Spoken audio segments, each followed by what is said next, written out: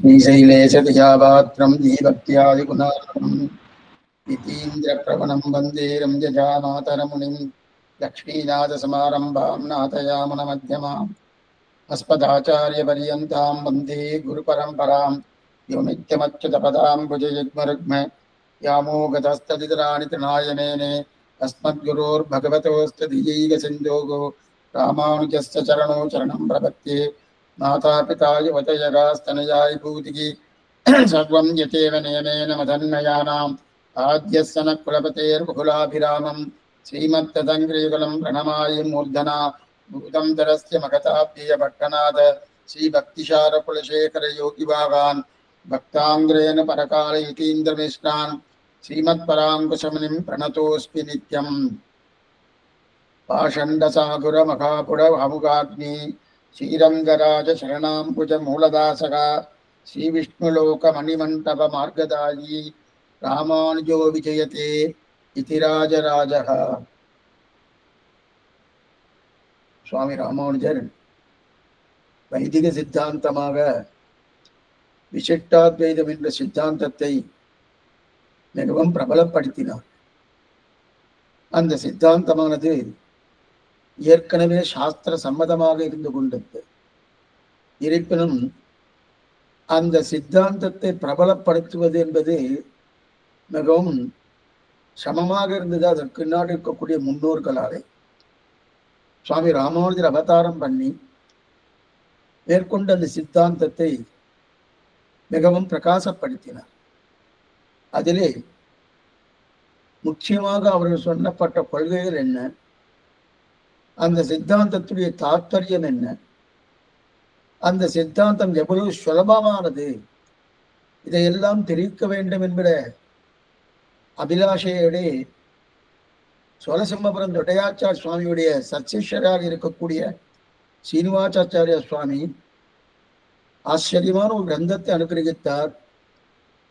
யதீந்திரமத தீபிகா என்று பெயர். அந்த தீபிகை என்ற விளக்கு, யதீந்திரனுடைய மதம் என்ன என்பதை விளக்கு போட்டு காண்பிக்கிறார் போலே ஆச்சரியமா தெரிவிக்கிறார். அதை தானே ஒரு 10 அவதாரமாக பிரித்துக் கொண்டார். அதாவது பிரத்யக்ஷம், அனுமானம், சப்தம் என்று சொல்லக்கூடிய 3 அவதாரங்களாகவும், மேற்கொண்டு பிரமேயத்தில் 7 அவதாரமாகவும் எடுத்தார். அந்த பிரமேயத்தை 2ஆக பிரித்துக் கொண்டு திரவியம் என்றும் அத்ரவியம் என்றும் 2ஆக பிரித்து கொண்டு, அதாவது திரவியத்துக்கு 6 அவதாரங்களையும் மேற்கொண்டு அத்ரவியத்துக்கு 1 அவதாரமாக வைத்துக் கொண்டார். அதில் 6 அவதாரமாக சொல்லப்பட்டது பிரகிருதி, காலம், நித்திய விபூதி, தர்மபூத ஞானம், ஜீவாத்மா, பரமாத்மா என்று 6. அத்ரவியத்திலே 1 பார்த்தோம்.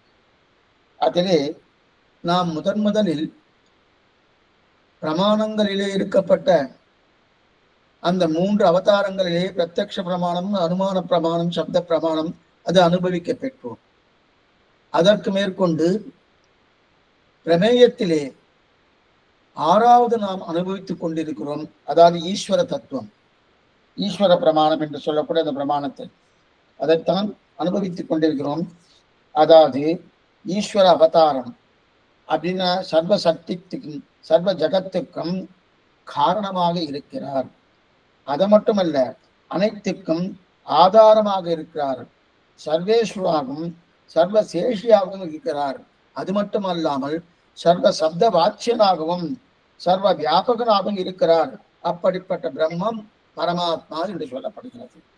அதிலே கடந்த காலக்ஷேபத்திலே ஒரு சந்தேகத்துடன் அந்த காலக்ஷேபத்தை முடித்தோம். என்ன சந்தேகம் என்றால், இப்ப சரீரம் இருக்கு, ஆத்மா இருக்கு.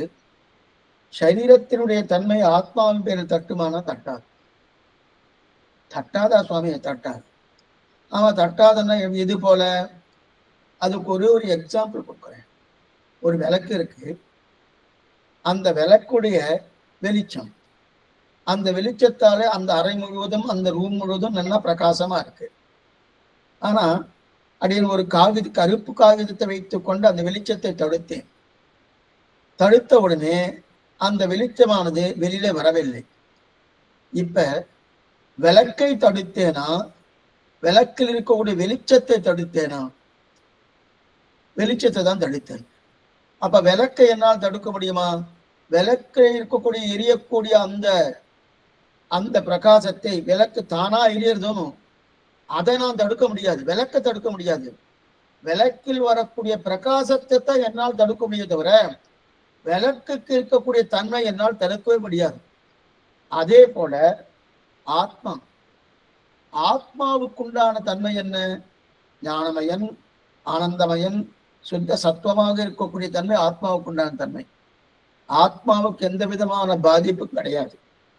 ஆனால் ஆத்மாவிலிருந்து வெளியில் வரக்கூடிய பிரசரக்கூடிய ஞானம் இருக்கே, அந்த ஞானம்தான் பாதிக்கப்படுகிறது.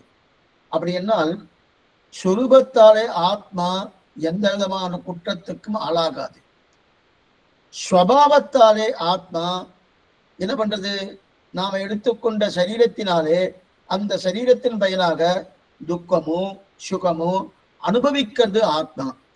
ஆனா ஆத்மாவுக்கு இயற்கையே எப்பவுமே சுகமே உண்டே தவிர துக்கம் கிடையாது. அதனால்தான் கைவல்யார்த்திய ஆத்மானுபவத்தை பிராபிப்பதற்கு காரணமே இதுதான். ஏனென்றால் ஆத்மா அனுபவத்தை கேட்கிறான்னா சுகமே உண்டு, துக்கமே கிடையாது.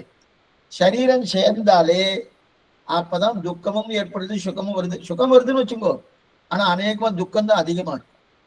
அப்படி இருக்க செய்து அப்ப எடுத்துக்கொண்ட சரீரத்தினாலே ஆத்மாவுக்கு சுக துக்கங்கள் ஏற்படுகிறத இயற்கையாக ஆத்மாவின் சொரூபம் நல்லா பார்த்துக்கோ. இயற்கையான ஆத்மாவின் சொரூபம் சுகமே, அது ஆனந்தமயம், ஞானமயம் தான் சாஸ்திரம் சொல்றது. அதைத்தான் நாம ஒத்துருக்கோம். இப்ப அதே போல பரமாத்மாவுக்கு சுகமே. பரமாத்மா ரெண்டுமே ஆத்மா தானே. இதுவும் ஆத்மா, அதுவும் ஆத்மா. இது ஜீவாத்மா, அது பரமாத்மா.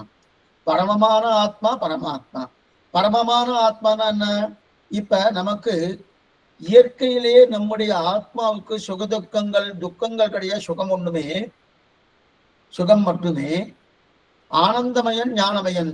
அதே போல பரமாத்மாவுக்கும் இயற்கையிலேயே சுகம் மட்டுமே, துக்கம் கிடையாது. ஆனந்தமயன், ஞானமயன் தெரியுது. ஆனால் நாம எடுத்துக்கொண்ட சரீரம் இருக்கணும். இந்த சம்சாரத்திலிருந்து இருந்துட்டு இருக்கோம். இந்த சரீரத்தை எடுத்துட்டு இருக்கோம். இது அச்சித்து, இது அச்சித்து தினம். இப்ப இந்த சரீரத்தை எடுத்துக்கொண்டபடியாலே இந்த கரீரத்துக்கு நம்முடைய கர்ம வினைகளாலே அந்த சரீரத்தின் பாதிப்பு ஆத்மாவுக்கு ஏற்படுகிறது. தெரியுது?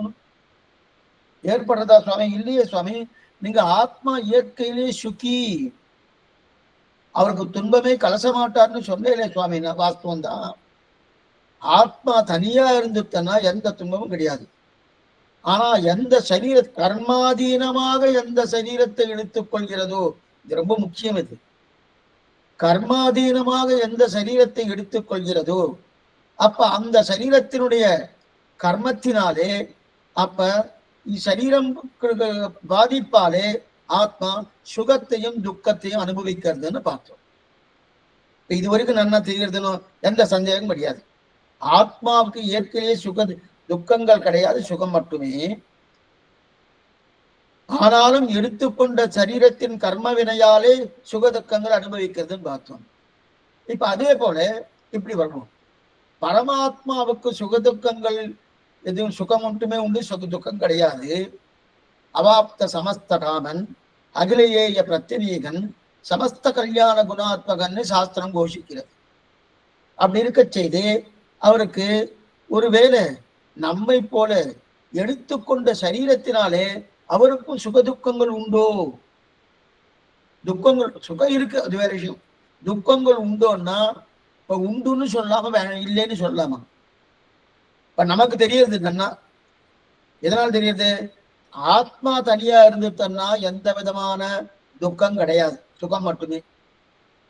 ததசுகின்னு சொல்றது சாஸ்திரம். அப்படி இருக்க செய்து அப்ப ஆத்மா ஏதோ ஒரு சரீரத்தோடு சேர்ந்தது, மனுஷ சரீரமோ அல்லது மிருக சரீரமோ அல்லது ஸ்தாவர சரீரமோ ஜங்கம சரீரமோ, எந்த சரீரத்தை எடுத்துக்கொள்கிறோ அந்த சரீரத்துக்கு அனுகூலமாக அது சுக துக்கங்களை அனுபவிக்கிறதுன்னு பார்த்தோம், கர்ம வினையாக. அதே போல பகவானுக்கு இந்த அச்சித்தும் இந்த ஆத்மாவும் பகவானுக்கு சரீரம். ஆனா பாத்துங்க, பகவானுக்கு சரீரம். இப்ப பகவான்ன்றது பரமாத்மான்றது ஆத்மா.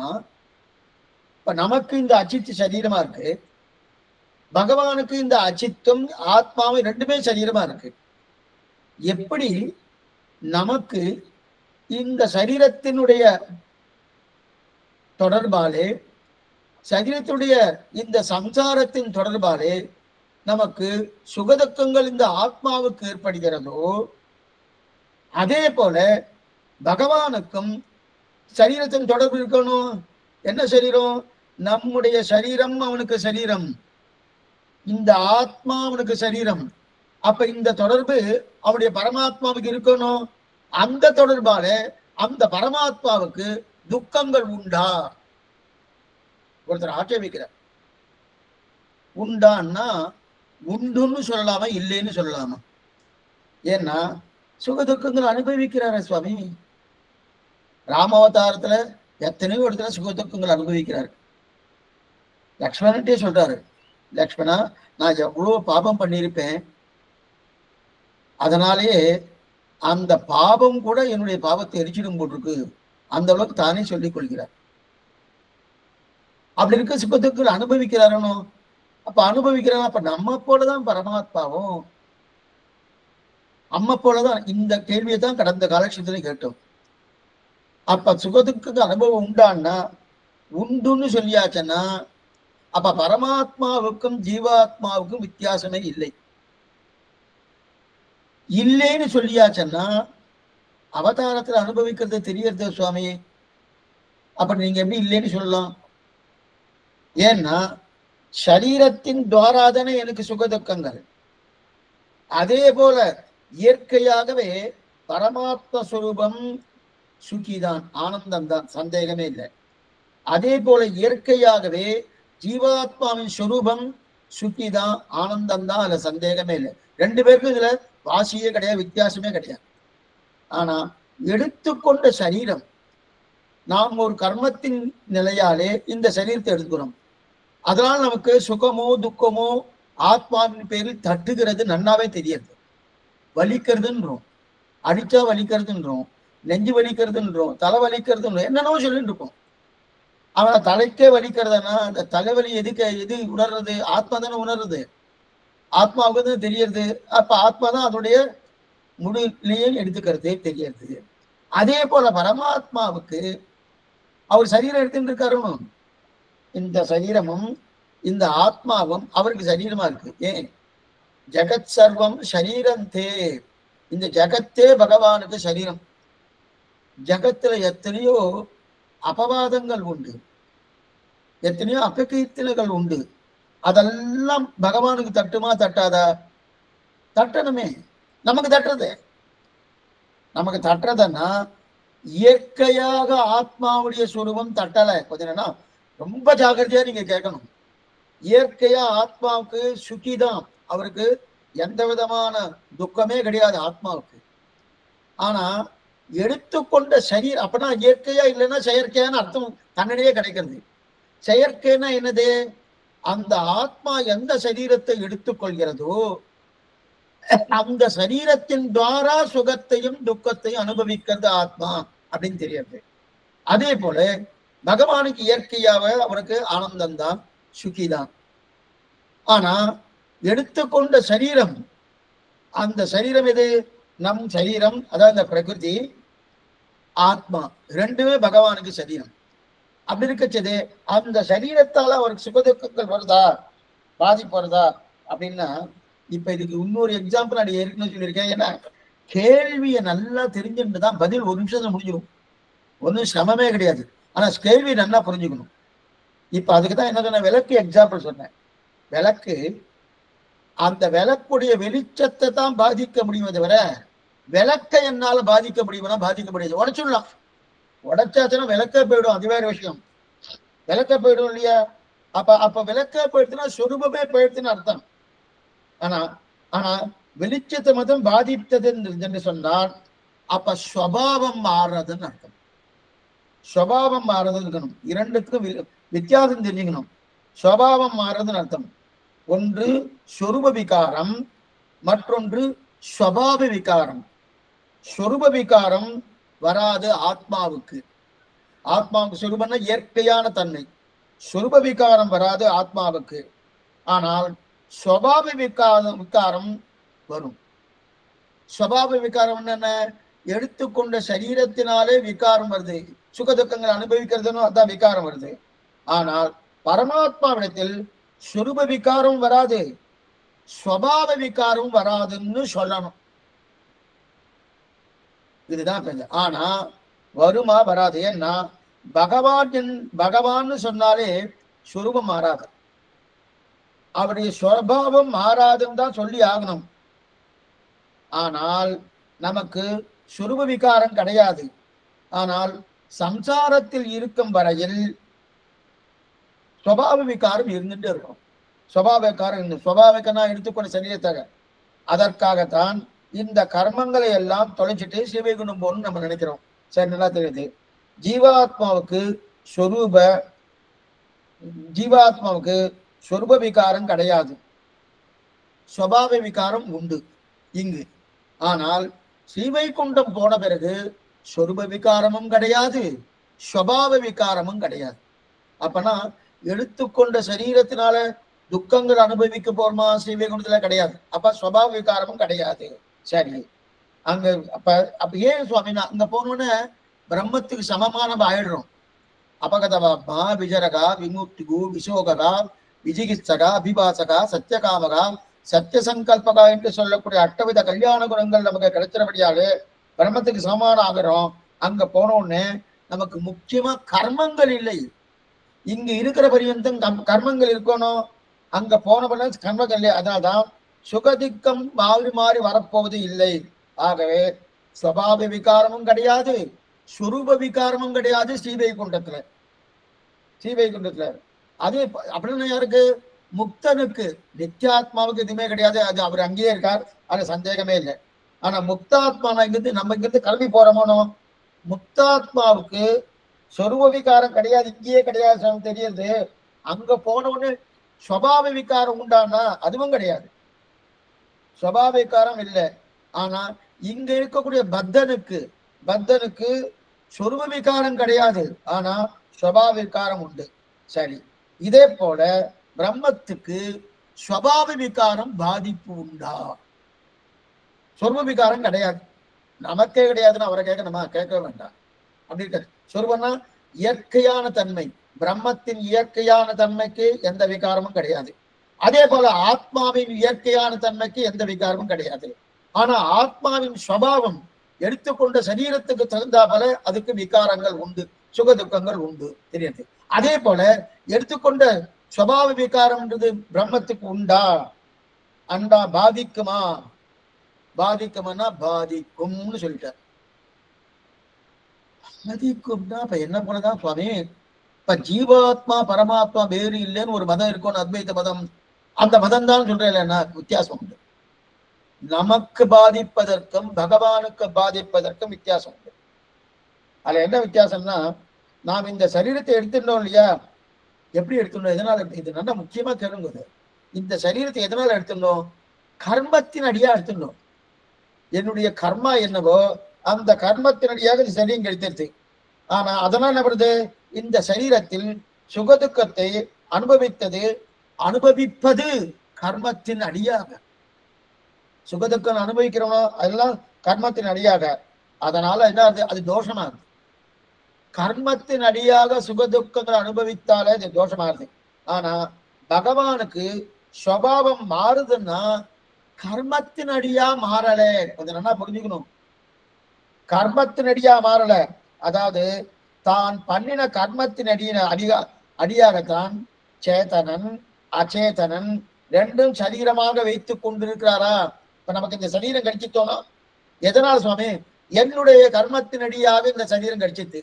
அதே போல பகவானுக்கு இந்த சரீரம், அதாவது சைதன்யம் இருக்கக்கூடிய ஜீவாத்மா, அச்சேதனமாக இருக்கக்கூடிய பிரகிருதி, இதெல்லாம் பகவான் சரீரமா இருக்கு இல்லையா? இந்த சரீரமானது பகவானின் கர்மத்தின் அடியாக ஒரு சரீரமா இருக்கா? அவருக்கு எது சுவாமி கர்மம்? அப்ப கர்மத்தை அடியாக அவருக்கு சரீரம் இல்லையோனும், கர்மத்தின் அடியாக அவருக்கு சரீரம் கிடையாது இல்ல.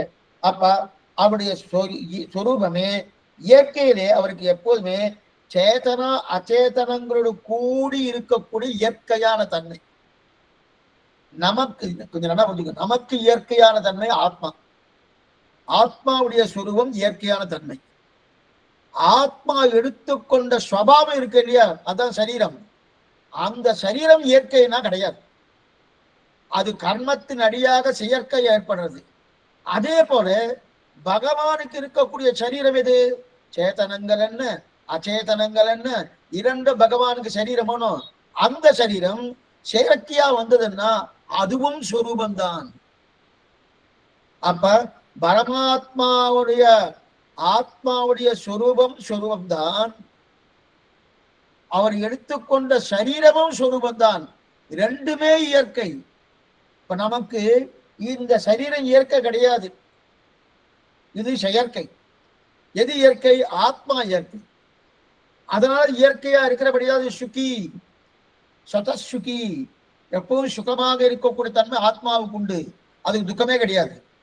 இந்த சரீரம் செயற்கை வந்து சேர்ந்தபடியாலே இதன் மூலமாக சுபாவம் மாறுறது. என்ன மாறுது? சுகதுக்கங்கள் அனுபவிக்கிறது ஆத்மா. ஏன்? இது செயற்கையா வந்துட்டு. அந்த மாதிரி பகவானுக்கு சரீரம் செயற்கையான கிடையாது, இயற்கை. பகவானுக்கு அந்த மாதிரி இயற்கை. அவருடைய சொருபமே இயற்கையிலேயே அவருக்கு எப்போதும் சேதனங்கள் என்ன அச்சேதனங்கள் கூடவே இருக்கும். இது நம்ம கூடவே இருக்குமா? 70, 80, 90, 100 தெரியாது, கிளம்பி போயிடும். இது போயிடும். 7 நிலத்தில் இடுவதன் முன்னம் அப்படின்னு இது கிளம்பி போயிடும். ஆனா பகவானுக்கு அந்த மாதிரி சேத்தனங்களோ அச்சேதனங்களோ கிளம்பி போயிடுமான்னா கிளம்பி போக, எப்பவும் கூடவே இருக்கும், இயற்கையா இருக்கும்.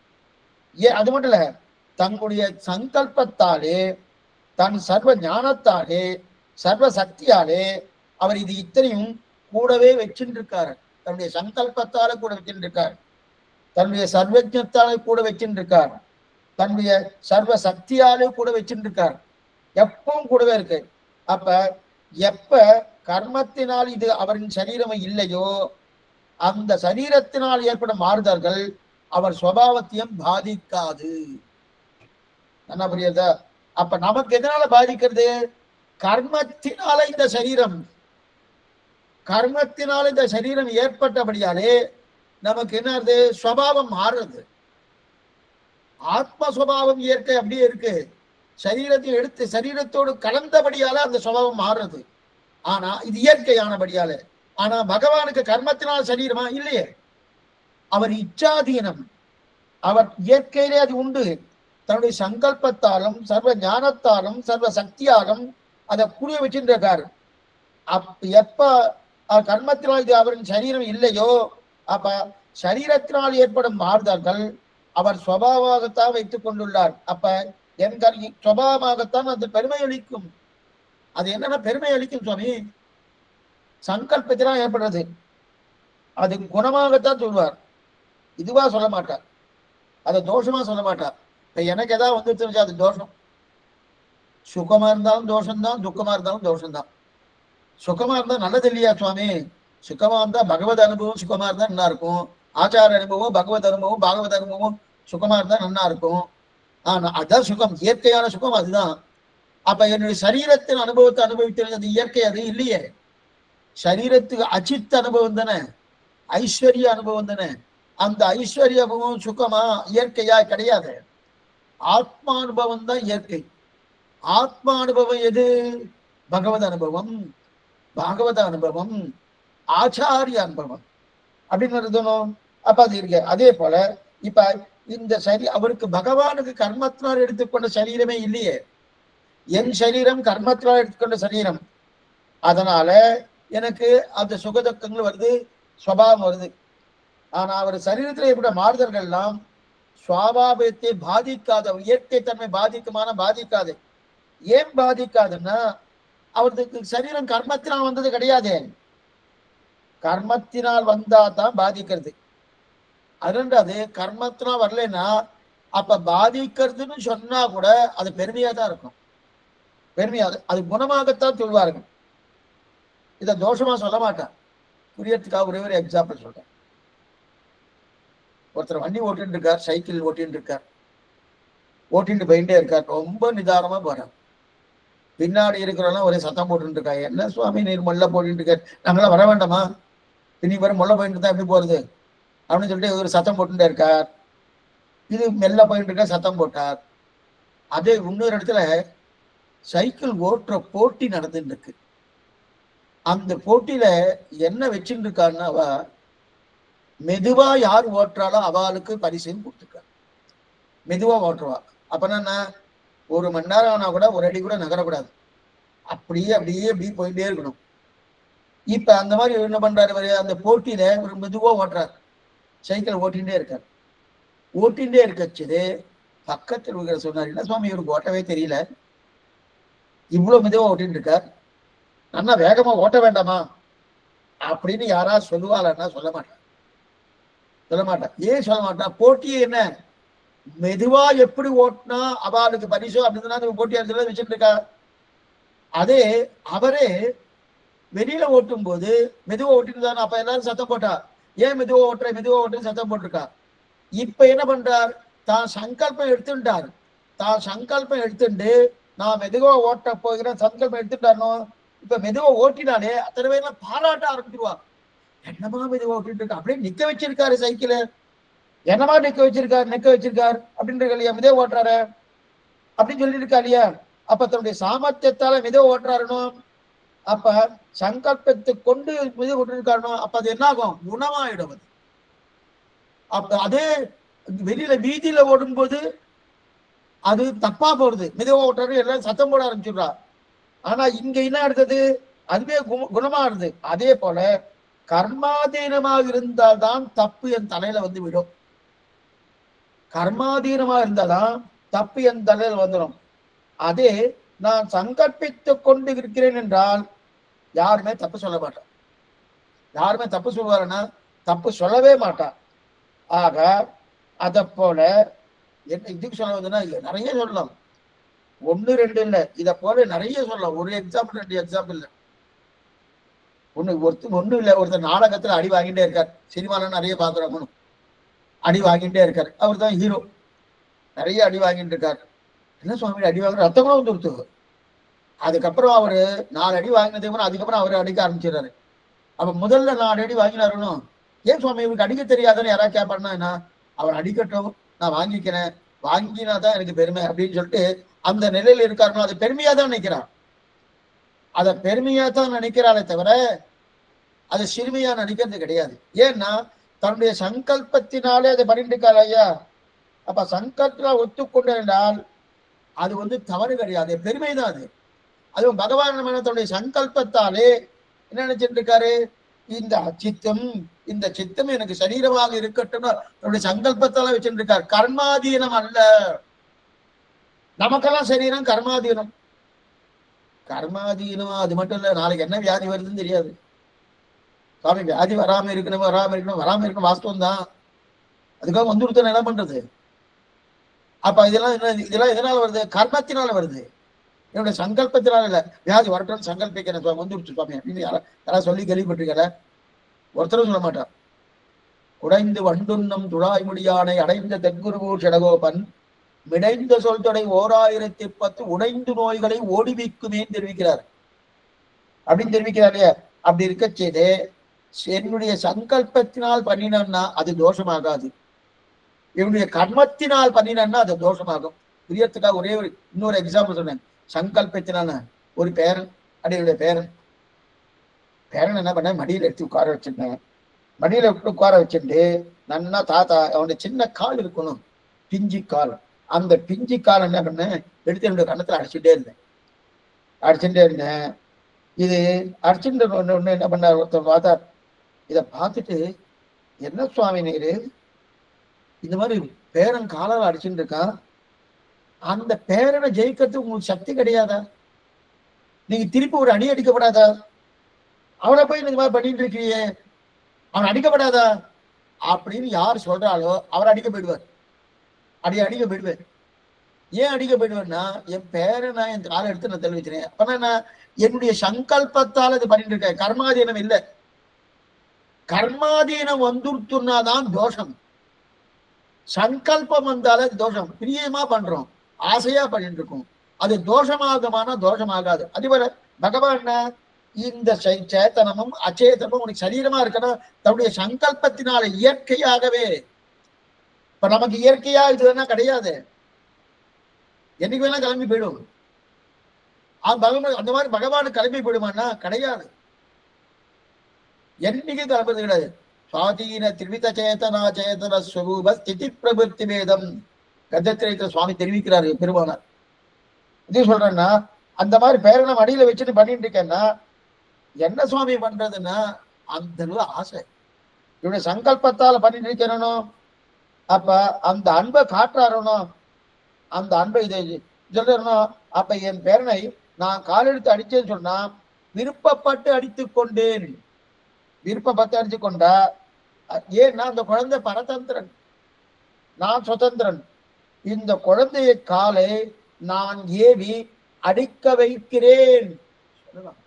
அது குற்றமான குற்றம் கிடையாது, அது குற்றம் கிடையாது. இதுதான் தெனாலிராமனுடைய சபையில இந்த கேள்வி கேட்டார். இந்த கேள்வி கேட்ட உடனே அதுக்கு அவர் என்ன பதில் சொல்ல தெரியுமா? எல்லாரும் பதில் சொன்னது என்ன, யாரோ ஒரு ராஜா, அந்த ராஜாவை ஒருத்தர் காலில் கெட்டு உதைக்கிறான், என்ன பண்ணலாம் அப்படின்னு சொல்லி ஒருத்தர் கேட்டுட்டார். கேட்டேன்னா ஒவ்வொருத்தரும் அந்த காலை வெட்ட வேண்டியதான், அந்த காலை உடைக்க வேண்டியதா, அந்த காலை எதுவும் பண்ண வேண்டியதான், ஒவ்வொரு மந்திரிகள். அதுக்கப்புறம் தெனாலிராமன் தான். அவனை கேட்டா என்ன சொன்னான்னா, ஒண்ணுமில்லை, அந்த காலுக்கு சதங்க பண்ணி கொடுங்க, தங்க சதங்க பண்ணி கொடுங்கன்னா. ராஜாவை காலால எட்டு உதைக்கிறது யாரா இருக்கணும்? ஒண்ணு பிள்ளையா இருக்கணும், இல்லை பேரனா இருக்கணும். வேற யார் இருப்பா? வேற யார் இருக்கக்கூடிய பேரன் தானே இருக்கணும். சதங்க பண்ணி போடுங்க. இதுக்கு அப்ப என்னன்னா, தன்னுடைய சங்கல்பத்தால் நடக்கிறதுனும், சங்கல்பத்தால் நடந்தா அதுல தவறு வராது, தோஷம் வராது. ஆஹா, அப்படி தோஷமே என்னது? அது அந்த தோஷம் ஆகாது, அது குணந்தான் ஆகும். அது தோஷமாகணும், தோஷமாகாது, குணந்தாகும். ஆக இதெல்லாம் விரோதி பரிகாரம்னு பேரு. விரோதி பரிகாரங்கள் 200க்கு மேல இருக்கு. நிறைய விரோதி பரிகாரங்கள் அப்படின்னு ஒரு புஸ்தகமே நம்முடைய பூர்வாச்சாரியர்கள் பண்ணியிருக்கோம், விரோதி பரிகாரங்கள்னு. அதை படிக்கணும்னா விடுவிட்டுன்னு படிக்க முடியாது, ரொம்ப சிரமம். இந்த விரோதி என்னன்னு தெரிஞ்சுக்கணுமே, யாருன்னு தெரிஞ்சுக்கணும், என்னன்னு தெரிஞ்சுக்கணும். தெரிஞ்சுட்டு கிட்டத்தட்ட அதை பூர்த்தியா படிக்கிறதுக்குள்ள கிட்டத்தட்ட 10 புத்தகம், வேற புத்தகம் 10 புத்தகம் கூட படிச்சிடலாம். அந்த அளவுக்கு விரோதி தெரிஞ்சுக்கணும். அப்ப இவ்வளவு தெரிஞ்சு இருக்கணும். ஆக முதல்ல புஸ்தகம் பார்க்கணும்னாலே மூல கிரந்தத்தை வைத்து கொண்டு முதல்ல பார்க்கணும். அதுல இருக்கக்கூடிய மூல கிரந்தத்துக்கு யாராவது தமிழா யாராவது உரை எழுதுனா பாருங்க, அந்த உரையை மாத்திரம் பார்க்கணும் வச்சுக்க. பின்னாடி நம்முடைய பூர்வாச்சார உரை இருந்தால் அது ஒன்றும் சந்தேகம் இருக்காது. பின்னாடி வரக்குள்ள அவங்க தனக்கு பேர் வேணுன்றதுக்காக உரை எழுதுறா பாருங்க, அந்த உரை மூல கிரந்தத்தை வைத்து கொண்டு படித்தாதான் உரை சரியா இருக்கா இல்லையா தெரியும். எதுவும் சொல்றேன், அந்த மாதிரி இப்ப பகவானுக்கு இருக்கக்கூடிய தோஷம் அது தோஷமாகுமான்னா, அப்ப ஸ்வரூப ஸ்வபாவம் கிடையாது, சுரூபம் மாறாது, ஸ்வபாவம் தான் மாறுகிறதுன்னு என்ன அர்த்தம்னா, ஸ்வபாவம் மாறுறதுன்னா என்ன அர்த்தம்? ஸ்வபாவம் மாறுறது, ஆனா மாறினாலும் அது குற்றம் ஆகாது, தோஷம் ஆகாது பகவான். ஏன்? கர்மத்தினால சரீரம் அல்ல, நமக்கு கர்மத்தினால சரீரம். நம்ம இஷ்டப்படி மாறுறதா இல்லையே, கர்மம் தான் மாத்துறது. அப்படி இருக்கச்சது, அதனால அது தோஷமாகிறது தெரிவித்தார். அப்ப என்ன அர்த்தம்? இயற்கையிலே ஆத்மஸ்வரூபம் மாறாது, பரமாத்ம சுரூபம் மாறாது. அது எடுத்துக்கொண்ட சரீரம் ஸ்வபாவம், அதான் ஸ்வபாவம்னு பேரு. ஸ்வரூபம்னா இயற்கை, ஸ்வபாவம்னா எடுத்துக்கொண்ட சரீரம். அந்த சரீரத்தால ஸ்வபாவம் மாறுமான்னா மாறும், நமக்கு மாறும், பகவானுக்கு மாறுது. ஆனா மாறினாலும் பகவானுக்கு தோஷம் கிடையாது, நமக்கு தோஷங்கள் உண்டு. ஏன் தோஷம் நமக்கு ஏற்படுதுன்னா, நமக்கு கர்மத்தினால் ஏற்பட்ட சரீரமானபடியாலே தோஷங்கள் உண்டு. அவர் இச்சாதீனமா சங்கல்ப ரூபமா ஏற்பட்ட சரீரமானபடியாலே அது தோஷம் கிடையாது அப்படி தெரிவித்தார். இதற்கு மேல இன்னொன்று, இப்ப அத்வைத்தவாதம் ரொம்ப ஆச்சரியமா எடுத்திருக்காரு, சுருக்கமா எடுத்திருக்காரு. ஏன்னா இப்ப நம்ம ஈஸ்வர பிரகரணத்துல தான் இருந்துட்டு இருக்கோம். இதுக்கு முன்னாடி ஜீவாத்மா பிரகரணம் இருந்தோம், ஜீவாத்மா அவதாரத்துல இருந்தோம், இப்ப ஈஸ்வர அவதாரம். அந்த அவதாரத்தை என்ன தெரிவிக்கிறார், இதுல அத்வைத்த மதத்துல என்ன தெரிவிக்கிறார்னா, பிரம்மம் ஒன்றே சத்தியம், மற்ற அத்தனையும் மித்யா. பிரம்மம் ஒன்றே சத்தம். அப்ப இதுவரை நம்ம பார்த்தது சர்வ ஜெகத் காரணம் பேரு, பகவான் தான் ஜெகத் காரண வஸ்து, எந்த விதமான தோஷங்களும் கிடையாது அப்படின்னு பார்த்தோம்.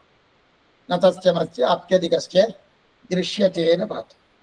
இப்ப அத்வைத்தவாதத்துல பிரம்ம சத்தியம், ஜெகத் மித்யா, ஜீவோ பிரம்ம இவ நாபரகா, இது வேதாந்த டிண்டிமகான்னு இது சங்கராச்சாரிய வார்த்தை, அத்வைத்த வார்த்தை. பிரம்மம் மட்டுமே சத்தியம், மற்றத்தனை மித்யா பொய். எது போல, காணல் நீரை போலே, மிருகதிருஷ்ணிகான்னு சொல்லுவார். காணல் நீரை எக்ஸலண்டான எக்ஸாம்பிள் எடுத்து கொடுக்குறாரு சுவாமி சங்கராச்சாரியார். அவர் என்ன கொடுக்குறாருன்னா, மிருகதிருஷ்ணிகா அப்படின்னா காணல் நீர். இப்ப நம்ம இப்படி ஹைவேஸ்ல போயிட்டு இருக்கோம், போயிட்டு இருக்கும்போது அங்க நமக்கு என்ன தோன்றது, தூரக்க இது மத்தியானம் 12 மணி உச்சி வெயில போயிட்டு இருக்கச்சு, தூரத்துல அங்க தீர்த்தம் ஜனம் இருக்கிற மாதிரி தெரியுது. கிட்டக்க போனா ஜனம் இருக்குமானா இருக்காது, ஜனம் இருக்காது, ஒண்ணும் இருக்காது. என்ன சுவாமி ஆகிட்டு ஒண்ணுமே காணுமே. அதற்குதான் காணல் நீர்னு பேர், அதுக்குதான் காணல் நீர்னு பேரு. எதனால சுவாமி அந்த காணல் நீர்னா, ஜனம் இருக்கிறா போல இருக்கும், கிட்டக்க போனா ஜனம் இருக்காது. சரி, காணல் நீர்னு தெரிஞ்சு கொண்டுட்டுமே, சரி காணல் தெரிஞ்சு தூணும். நான் என்ன பண்ண, மறுநாள் போனேன். மறுநாள் போன உடனே அதே காணல் நீர் தான் எனக்கு தெரியுது. முதல் நாள் முதல்ல தண்ணீர்னு நினைச்சுட்டேன். அப்புறம் கிட்டக்க போகணும்னா இது காணல் நீர்னு தெரிஞ்சிட்டு, தெரிஞ்சதுக்கு அப்புறம் சரி இது காணல் தெரிஞ்சு சுவாமி இனிமே தெரிய வேண்டாம் அப்படின்னு விட்டுருமானோ. இன்னொரு எக்ஸாம்பிள் சொல்றேன். ராத்திரி இருட்டுல ஒரு அறைக்குள்ள போயிருந்த ரூம்குள்ள காயத்தை அப்படியே வளைஞ்சு வளைஞ்சு இருந்தது. முதல்ல பாம்புன்னு நினைச்சுட்டேன், ஏன்னா இருட்டா இருக்கு. பாம்புன்னு நினைச்சுட்டேன். பாம்புன்னு நினைச்ச உடனே பயந்து போயினா, அப்புறம் விளக்க போட்டோன்னே சுவாமி கயிறுன்னு தெரிஞ்சிருச்சு. மறுநாள் அதே கயிறு அங்கேயே இருக்கு. மறுநாள் இருட்டுல போனேன், அதே மாதிரி அந்த கயிறு அங்கேயே வளைஞ்சிருந்தது. அப்ப நான் பாம்புன்னு நினைப்பேனா, பாம்பு என் கண்ணுக்கு தெரியுமானா தெரியாது. இருட்டுல பார்த்தா விட இது பாம்பு கிடையாது தெரியுமோ. ஆனா காணல் நீர் அப்படி இல்லை. மறுநாள் நான் காணல் நீரை பார்த்தாலும் காணல் நீர்னு தெரியும், தண்ணி இருக்கிற மாதிரியே தெரியுது.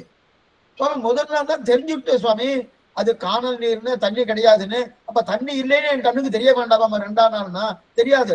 அப்போ இதே மாதிரிதான் தண்ணி இருக்கிற மாதிரி தான் தெரியும், தண்ணி இருக்கிற மாதிரி தான் தெரியும். ஆனா முதல் நாள் பார்ப்பதற்கும் 2ஆம் நாள் பார்ப்பதற்கும் என்ன வித்தியாசம்னா, முதல் நாள் பார்க்கச்சே தண்ணி இருக்குன்னு நினைச்சுட்டேன்.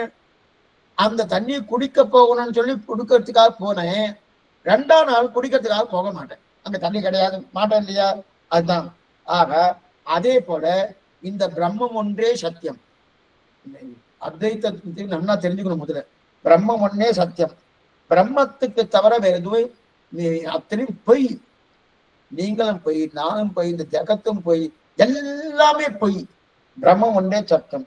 சரி சுவாமி, ஜகத்து மித்யான்னு சொல்லியாச்சு. அப்ப எல்லாமே தெரியுதுன்னா, பிரம்மத்துக்கு அவித்தை மூடின்றபடியாலே மாயா திரோதினகஞ்சமாக பிரம்மம் இதனை உலகமாக தோற்றுகிறது. பிரம்மத்துக்கு அவித்தை, அதுக்கு ஒரு தோஷம் வந்துட்டு. என்ன தோஷம்னா, மாயோ திரோதானமாக. மாயா திரோதானம் என்னன்னா, இந்த பிரம்மத்துக்கு ஒரு பிரமம் வந்துட்டு, பிராந்தி. பிரம்மத்துக்கு பிராந்தி, நமக்கு இல்ல. ஏன்னா ஜீவாத்மாவையே ஒரு ஒத்துக்கல, ஜீவனும் பிரம்மமும் ஒன்று. இதுதான் சங்கராச்சாரிய வாதம், அத்வைத்த வாதம். அப்படி இருக்கச்சது இந்த பிரம்மத்துக்கே பிராந்தி. பிராந்தினா என்னது, அது ஒரு தோற்றம். பிரம்மம் சொல்றோமோ, பிரம்மம் சொல்றோமோ, அது ஒரு தோற்றம். அந்த தோற்றம் இது போல காணல் நீரை போல. காணல் நீர் எப்படி தண்ணி தென்னா தெரியறதோ, கடைசியில் அங்க ஜலம் இருக்கா இல்லையனோ, அதே போல காணல் நீரை போல தோற்றம். அப்ப அங்க என்ன தெரியுது? ஒண்ணுமே இல்லை. அத போல பிரம்மம் ஒன்றே சத்தியம். அப்ப இந்த ஜகத்தெல்லாம் தெரியறது சுவாமி, இதெல்லாம் காணல் நீரை போல தெரியுது. ஏன்னா பிரம்மத்துக்கு ஒரு தோஷம் வந்துட்டு. என்ன தோஷம்? அதுக்குதான் அவித்யான்னு பேரு. அந்த அவித்யா மூடின்னு இருக்கு. மூடினபடியாலே மாயா திரோதானமாக அந்த பிரம்மம் என்ன பண்ணுது? தன்னையே பலவாக நினைக்கிறது, தன்னையே பலவாக நினைக்குது. ஆக பிரம்ம சத்தியம், ஜெகத் அத்தனையும் மித்யா, பொய்த்தோற்றம். காணல் நீர்வை போல பிரம்மத்துக்கு மாயை மூடிக்கொண்டிருக்கு. பிரம்மத்துக்கே மாயை. நம்முடைய மாயையை போக்குவது பிரம்மம். இப்ப பிரம்மத்துக்கே மாயம் அப்படின்னு ஒரு தோஷம் வந்துடுத்து, அவித்யான்னு ஒரு தோஷம் வந்துடுத்து. யார் போக்குறது அதை? அதனால அந்த மாயை, அந்த மாயை எப்படி இருக்கு சுவாமி? அந்த மாயை எப்படி இருக்கும்? அனிர்வச்சனீயம்னு பேரு. அப்படின்னா இன்னதுன்னு சொல்ல முடியாததான மாயை. இன்னதுன்னு சொல்ல முடியாத அந்த மாயை என்னது? ஏன்னா அந்த மாதிரி மாயை இருக்கு பிரம்மத்துக்கு மாயைன்னு சாஸ்திர வாக்கியம் இருக்கானா? இல்ல. இவரா எடுத்துட்டார். இவருக்கு பிரச்சன்ன பௌத்தன்னு பேர். பௌத்த மத கொள்கை அப்படியே கொண்டு வந்து சேர்த்துட்டார். சாஸ்திரத்தை ஒத்துண்டார், பிரம்மத்தை ஒத்துட்டார். பௌத்த மதத்துல சர்வம் சூன்யம். பௌத்த மதம் நம்ம ஏற்கனவே பார்த்துருக்கோம். சர்வம் சூன்யம் சொல்லிட்டு பண்ணணும் அப்படி இருக்காது. அதே போல இவருக்கு வந்து சர்வம் சூன்யம் சொல்லல, பிரம்மம் மட்டும் உண்டு. அந்த பிரம்மம் என்ன மாசம் உண்டுன்னு சொன்னேன்? சாஸ்திர வாக்கியத்தை பார்த்து பிரம்மம் உண்டுன்னு சொல்லினேன். மற்ற அத்தனையும் இந்த ஜகத்தோ மற்ற அத்தனையும் பொய்யினர். அதனாலதான் இவருக்கு பேர் என்னன்னா பிரச்சன்ன பௌத்தன் அப்படின்னு பேர். இருக்கட்டும். அப்படி இருக்க செய்து இவர் அந்த சரி பிரம்மத்துக்கு மாயைன்னு சொன்னாலே அந்த மாயை எப்படி இருக்கும்? இந்த ஷேப்ல இருக்கும், இந்த வடிவத்துல இருக்கும். என்னன்னா அனிர்வச்சனீயம், என்னால சொல்ல முடியாத அந்த மாயை அவித்யா பிரம்மத்தை மூடிக்கொள்கிறது. அதன் பிறகு என்ன பண்றது? நம்ம பிரம்மம் தன்னையே பலவாக பிரமிக்கிறது. நானே இந்த பூமி, நானே இந்த லோகம், நானே ஸ்ரீவைகுண்டம், நானே திவ்ய தேசங்கள் அப்படின்னு பிரமிக்கிறது. அந்த பிராந்தி அந்த பிராந்தி நீங்கி போயிட்டு வச்சுக்க அப்படின்னா என்னதான்? மாயா போயிட்டன்னா பிரம்மம் மட்டுமே சத்தியம் தெரிஞ்சு கொள்றோம். பிரம்மம் மட்டுமே சத்தியம் தெரிஞ்சு கொண்டா அதுவே மோட்சம். மோட்சம்னு ஸ்ரீவைகுண்டத்தெல்லாம் ஒத்துக்கல சங்கராச்சாரியர். பிரம்மம் தான் மட்டுமே சத்தியம், நான் தத்தனை மித்தியான பிரம்மம் தெரிஞ்சு தெரிஞ்சுட்டுன்னு வச்சுக்க, அதுதான் மோட்சம். அப்ப இப்ப தெரிஞ்சுக்கிறியா சுவாமி? தெரிஞ்சுட்டா இந்த லோகமே இருக்காது, எதுவுமே இருக்காது, அத்தனையும் காலி ஆயிடும், எதுவுமே இருக்காது. அப்ப என்ன? பிரம்மம் மட்டுமே இருக்கும். அப்ப இப்ப தெரியறதுன்னா என்ன அர்த்தம்? இன்னும் பிரம்மம் மோட்சத்துக்கு போகல. பிரம்மமே மோட்சத்துக்கு போகிறன்னு நாம எங்க போறது? அப்ப இதுவரைக்கும் அத்வைதிகள் யாராவது ஒருத்தர் மோட்சத்துக்கு போயிருக்காளா? அத்வைத சம்பிரதாயம் பிரகாரம் மோட்சத்துக்கு போனவா யாரு? யாராவது ஒருத்தர் சொல்ல போனோம், ஒருத்தர் மோட்சத்துக்கு போயாச்சுன்னு சொல்லியாச்சுன்னா அப்பனா அவர் தான் பிரம்மம்னு பேரு. அப்ப மோட்சத்துக்கு போயாச்சுன்னா இந்த லோகமே இருக்கப்படாது, லோகமே என்னுடைய கண்ணில் படப்படாது, எதுவுமே இருக்கக்கூடாது, நானே இருக்க மாட்டேன், எதுவுமே இருக்கப்படாது, எல்லாரும் இருந்துட்டு இருக்கேன். அப்பனா இன்னும் மோட்சத்துக்கு போறேன்னு. இதுவரையில் மோட்சத்துக்கு ஒருத்தர் கூட போகாம இருக்கக்கூடிய சம்பிரதாயம் அத்வைத சம்பிரதாயம் இருக்கட்டும். அப்படி இருக்க செய்து அப்ப அதுவே மோட்சம். அப்ப என்ன ஆகுது? பிரம்ம மட்டுமே சத்தியம், நான் மட்டுமே சத்தியம், மற்ற அத்தனை மித்யா அப்படின்னு பிரம்மம் தெரிஞ்சுக்க, அதுவே மோட்சம். ஆனால் ஆத்மா என்றோ அச்சித் என்றோ தனித்து கிடையாது. ஆத்மா தனியா இருக்கா, அச்சித் தனியா இருக்கா? தனித்து கிடையாது. பிரம்மமும் ஜகத்தும் ஒன்றே, ஆத்மாவும் பரமாத்மாவும் ஒன்றே. ஆக இது இத்தனை ஒன்று என்று சொல்வதுதான் அத்வைத்த பட்சம். அத்வைத்தம் அத்வைத்தம் துவைத்தம்னா ரெண்டு, அத்வைத்தம் இரண்டாவது கிடையாது. துவைத்தம்னா ரெண்டு, அத்வைத்தம் ரெண்டாவது கிடையாது. ஆக மோட்சம் எதுன்னா பிரம்மம் தான் மட்டும் சத்தியம், மற்ற இவை அத்தனையும் பொய் என்கிற அறிவு அதுக்கு வந்துட்டா, அதாவது அந்த அறிவை மறைப்பது மாயா, தான் மட்டுமே சத்தியம் அப்படின்னு அறிவு வரணும் போனோம், அந்த அறிவை மறைப்பது மாயா. அந்த மாயை போகணும். அந்த மாயை போயிட்டுனா பிரம்மம் தானே மோட்சம் அடைகிறது. மோட்சம் அடைகிறது. இது அத்வைத சம்பிரதாயம். அதாவது பிரம்மத்துக்கு ஒரு அஜ்ஞானம் சூழ்ந்துட்டு இருக்கு. பிரம்மத்துக்கே அஜ்ஞானம்னா என்னுடைய அஜ்ஞானத்தை யார் சுவாமி போக்குறது? அவருக்கு அஜ்ஞானம் இருக்கு ஒண்ணும் அப்படி இருக்கு இல்லையா? பிரம்மத்துக்கு அஜ்ஞானம் சூழ்ந்துட்டு இருக்கு. அந்த அஜ்ஞானத்துக்கு தான் அவித்யான்னு பேரு. அவித்யன்னு பேரு. அது எதனால போகும்? சரி சுவாமி, பிரம்ம மோட்சத்துக்கு போயாகணுமோ? அத்வைத சம்பிரதாயம் பிரகாரம் விசிஷ்டாத்வைத சம்பிரதாயம் பிரகாரம் ஜீவாத்மா மோட்சத்துக்கு போறது. ஜீவாத்மாக்கள் மோட்சத்துக்கு போகிறார்கள் விசிஷ்டாத்வைத சம்பிரதாயம் பிரகாரம். அத்வைத சம்பிரதாயம் பிரகாரம் ஜீவாத்மாக்களே கிடையாது, பிரம்மம் மோட்சத்துக்கு போறது. இதுதான் கொள்கை. பிரம்ம மோட்சத்துக்கு போறது. சரி, அந்த பிரம்ம மோட்சத்துக்கு போறோமோ? எப்படி போவோம்? அந்த அவித்தை, அந்த மாயா, அந்த அஜ்ஞானம் எப்படி தொலையும்? அஜ்ஞானம் இருக்கிறபடியால் தான் இது இந்த பிரபஞ்சம்லாம் கல்ல படுறது. இந்த பிரபஞ்சம்லாம் இருக்கு, தன்னையே பலவாக நினைக்கிறது பிரம்மம். அப்ப பலவாக நினைக்காம இருக்கணும்னா அது எப்படி போகும்? அந்த தோஷம் எப்படி போகும்னா வாக்கியஜன்ய வாக்கியார்த்தத்தால், வாக்கியார்த்த ஞானத்தாலே மோட்சம். இது சங்கராச்சாரிய தெரிவிக்கிறார். வாக்கியஜன்ய வாக்கியார்த்த ஞானத்தாலே மோட்சம். இதுதான் அத்வைத்தம். அப்படின்னா வாக்கியம் சொல்றது, சாஸ்திர வாக்கியம் சொல்றது என்ன சொல்றது? தத்துவமசி ஸ்வேதகேது, தத்துவமசி ஸ்வேதகேது சதேவ சோம்ய இதமக்ர ஆசீத் ஏகமேவ அத்விதீயம் தத்துவம் அசி ஸ்வேதகேது, பிரம்மமே நீ என்று திரும்ப திரும்ப திரும்ப சாஸ்திரம் சொல்றது. பிரம்மமே நீ, தத்துவம் அசி. தத்து, இந்த வாக்கியம் மகா வாக்கியம்னு சொல்லுவாங்க, தத்துவமசி தத்துவமசின்னு. அப்ப தத்துவம் அசி, பிரம்மமே நீ அப்படின்னு திரும்ப திரும்ப படிக்கிறது சாஸ்திரம் இல்லையா? அந்த வார்த்தையை நல்லா காதால கேட்கறது பிரம்மம். ஜீவாத்மா இல்ல, பிரம்மம் கேட்கறது. கேட்ட உடனே நானே பிரம்மம், நானே பிரம்மம், நானே ஜன்மம் அப்படின்னு இந்த மாயையால் மற்றதெல்லாம் தோற்றம் அளிக்கிறதோனோ எதுவுமே உண்மை இல்லை, எதுவும் இல்லையே.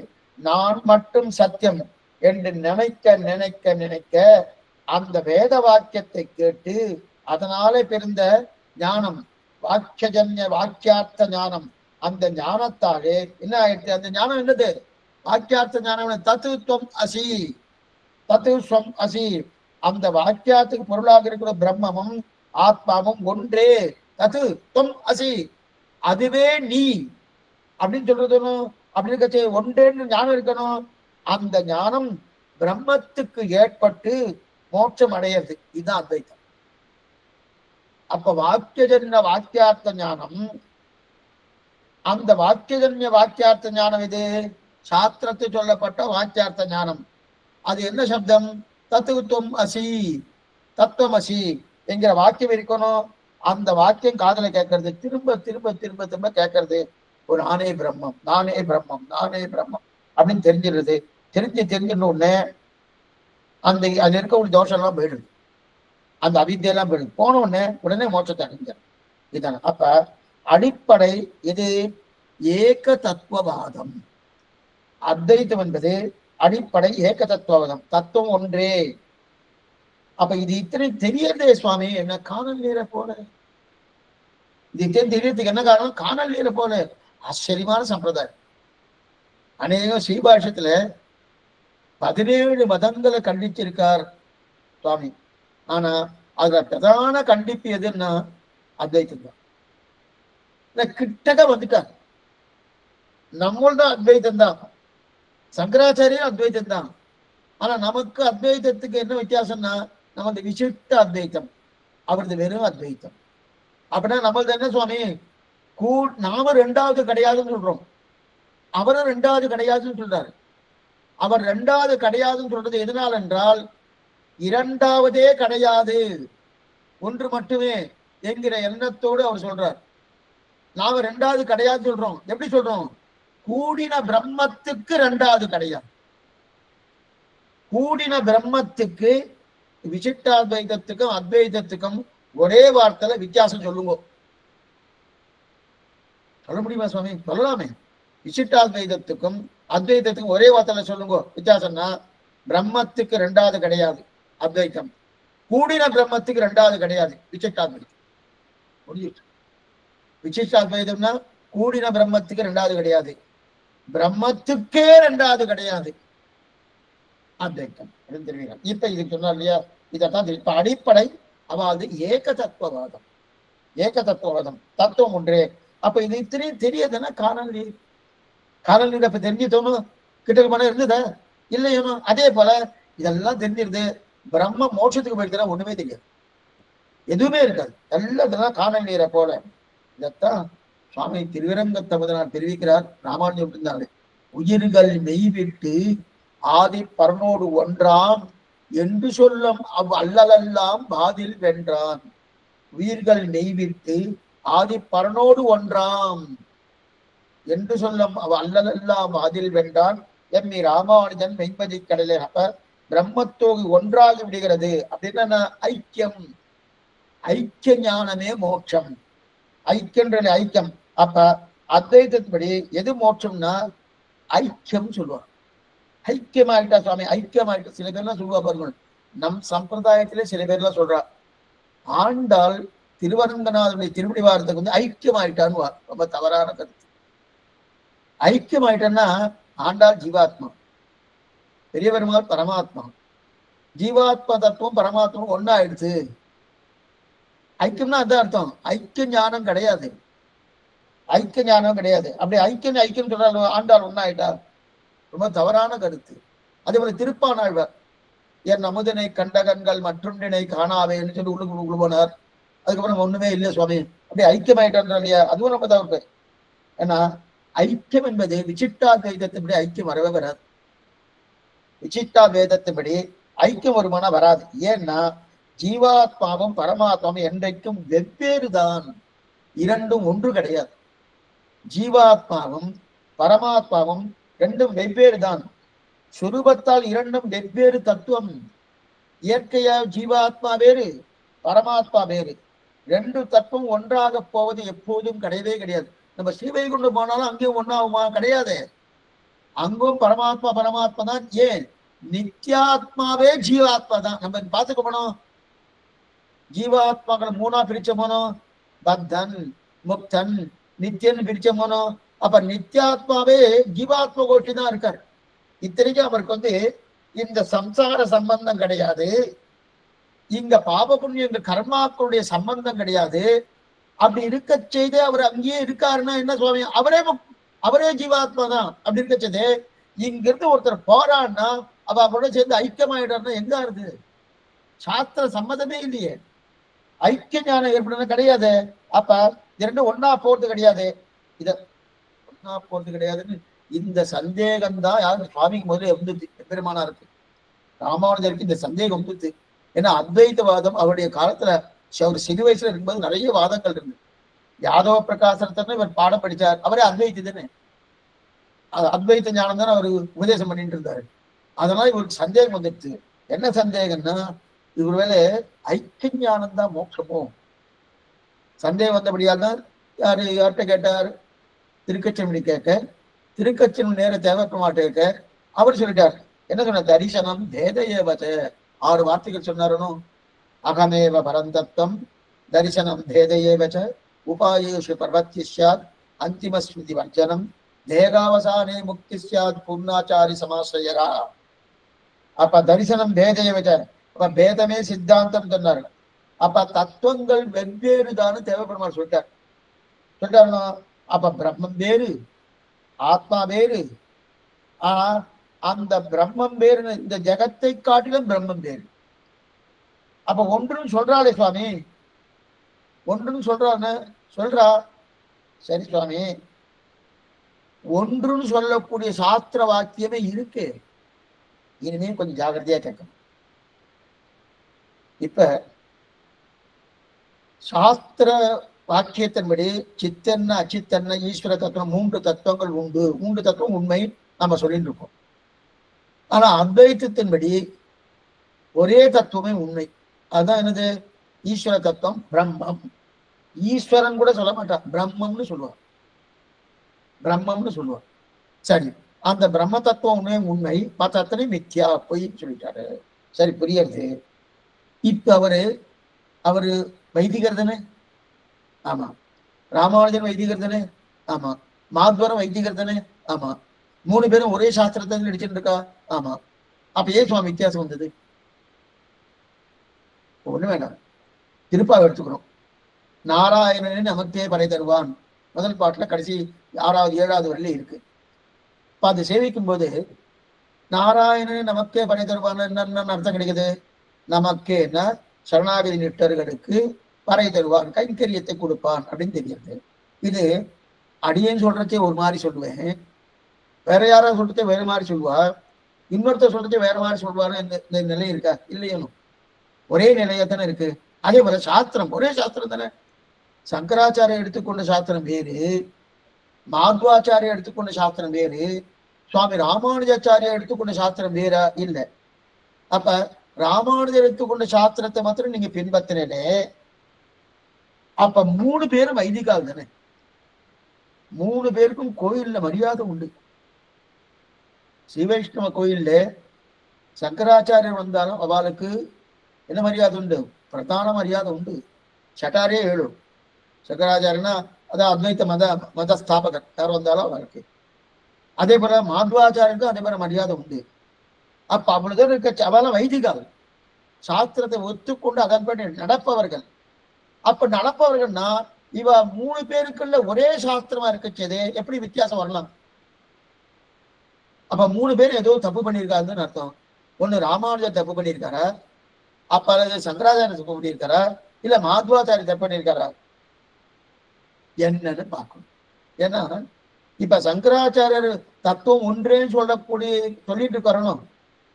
பிரம்ம சத்தியம், ஜெகத் மித்யா, ஜீவோ பிரம்மயுர நாபரகா, இது வேதாந்த டிண்டிமகா, பிரம்ம ஒன்றே சத்தியம், மத்தன் மித்யா, காணல் நீரை போலே அப்படின்னு சொல்றாரோ. அதற்குண்டான வாக்கியங்களும் சாஸ்திரத்துல இருக்கு. நம்ம என்ன நினைக்கிறோம், ஓ இந்த வாக்கியங்கள்லாம் இல்லை போட்டிருக்கு, சங்கராச்சாரியர் தெரியாதனமா சொல்லியிருக்காரு போட்டு நினைக்கிறோம். இல்லை, அவர் சொன்னது சாஸ்திர வாக்கியமே இருக்கு. அவர் சொன்னது அவித்யான்னு சொன்னாரோ, அது வாக்கியத்தில் கிடையாது. ஆனா பிரம்மம் ஒன்று மட்டுமே உண்மை, மற்ற அத்தனை மித்யாங்கிற என்கிறது சாஸ்திர வாக்கியம் இருக்கு. இது ஒண்ணு. அதே போல இப்ப நாம என்ன சொல்லிட்டு இருக்கோம்? பிரம்மம் உண்டு, அச்சித் உண்டு, சித் உண்டு. அச்சித் என்னது? இந்த சரீரம், ஞான சூன்யம், அது உண்டு. சித் என்று சொல்லுங்க ஞானம் இருக்கக்கூடிய ஜீவாத்மா, அதே போல பரமாத்மா, இந்த 3 உண்டு சொல்லியிருக்கோம். அதற்குண்டான வாக்கியங்களும் உண்டு. என்ன சுவாமி இருக்கு? நேக நானா அஸ்தி கிஞ்சன, நேக நானா அஸ்தி கிஞ்சன, பல என்பது கிடையாது. இதுதான் அத்வைத்தத்துக்கு உண்டான ஒரு வாக்கியம். இது நேக நானா அஸ்தி கிஞ்சன, பல என்பது கிடையவே கிடையாது என்கிறது. 2வதை பார்த்தாயானால் நீ முட்டாள். சாஸ்திரம் சொல்றது 2வது நீ பார்த்தேன்னு வச்சுக்கேன், நீ முட்டாள். ஏன்னா நீ மீண்டும் மீண்டும் சம்சாரத்துல பறக்கவே போற, பறந்துட்டே இருக்க போறாத.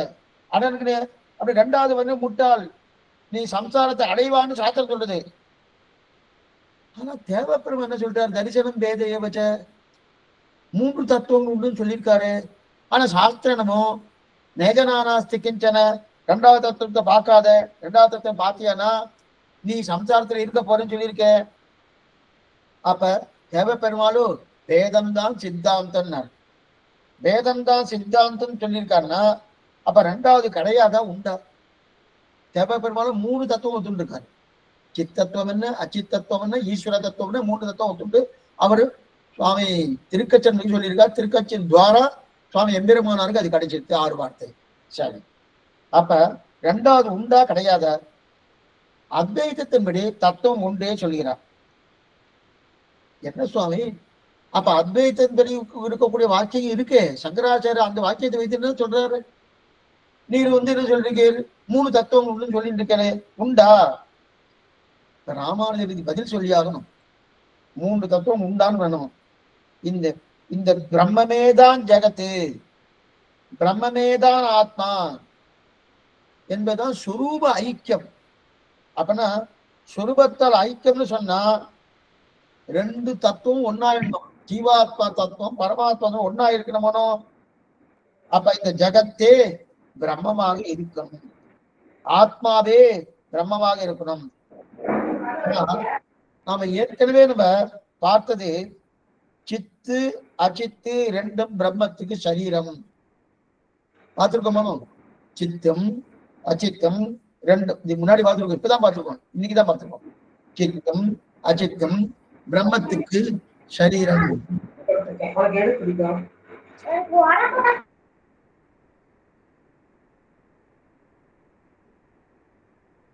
சித்தம் அச்சித்தம் பிரம்மத்துக்கு சரீரம் அப்படின்னு பார்த்திருக்கோம். இப்ப என்ன ஆயிடுச்சுன்னா, இப்ப அத்வைத சொல்றது ரெண்டு தத்துவம் ஒண்ணுன்னு சொல்றாரு. நாம சொல்றது சித்தத்துவம் வேறு அச்சித்தத்துவம் வேறு ஈஸ்வர தத்துவம் வேறுன்னு சொல்றோம். அப்ப ரெண்டு தத்துவம் ரெண்டு ஒண்ணுன்னு சொன்னா ஒரு ஆபத்து வரும். நல்லா பாத்துங்க, ரெண்டு தத்துவம் ஒண்ணுன்னு சொல்லியாச்சுன்னா ஒரு ஆபத்து வரும். ஏன்னா ஈஸ்வர தத்துவம் தனியா இருக்கு, அச்சித் தத்துவம் சித் தத்துவம், அதான் ரெண்டு தத்துவம். இந்த ரெண்டு தத்துவம் எவ்வளவு சேர்ந்துட்டு பகவானோடு சேர்ந்து பிரம்மம் ஒக்கட்டே வேற எதுவும் கிடையாது அப்படின்னு சொல்லியாச்சுன்னா அதுல ஒரு ஆபத்து வருது. என்ன ஆபத்துன்னா, இந்த இந்த ஜகத்து இருக்கணும், இந்த லோகம் இருக்கணும், இந்த லோகமே பகவான் அப்படின்னு வந்துட்டோம்னா அந்த ஜகத்துல இருக்கக்கூடிய குற்றம் எல்லாம் பகவான் பேர்ல ஏறுறது அது நேரைய பிரம்மத்துக்கு வந்துடும். அப்பனா என் சரீரத்துக்கு, என் சரீரமா அவனுடைய சரீரம் தானே, அப்ப என் சரீரமே அவன் பிரம்மம். நாம என்ன சொல்றோம், இந்த சரீரம் பகவானுக்கு சரீரம், இந்த லோகம் பகவானுக்கு சரீரம் சொல்றோம். ஆனா சங்கரர் பிரகாரம் என்னன்னா, இந்த சரீரமாகட்டும் அவர் அதனை பத்துக்கும் இல்லை, எதுவா இருந்தாலும் பிரம்மம் ஒண்ணே, அத்தனையும் ஒரே தத்துவம், வேற தத்துவமே கிடையாது. அப்ப அச்சித் தத்துவமோ சித்தத்துவமோ இதுவா இருந்தாலும் எல்லாமே பிரம்மம் தான் அப்படின்னு சொல்றாரு இல்லையா. அப்ப அதுல பெரிய குற்றம் வருது. அச்சித்துக்கு இருக்கக்கூடிய குற்றம் எல்லாம் பகவான் பேர்ல ஏறுறது வந்துடுறது. ஆத்மாவுக்கு இருக்க குற்றம் என்னன்னா, ஏன்னா இப்ப தட்ட பாருங்க, இந்த சரீரத்துக்கு இருக்கிற குற்றம் அதான் அச்சித்து பிரகிருதி, இந்த லோகம், இந்த பிரகிருதிக்கு இருக்கக்கூடிய குற்றம் எல்லாம் பகவான் பேர்ல ஏறிடுறது. ஏன்னா ரெண்டும் ஒண்ணுன்னு சொல்லியாச்சுன்னா சரி.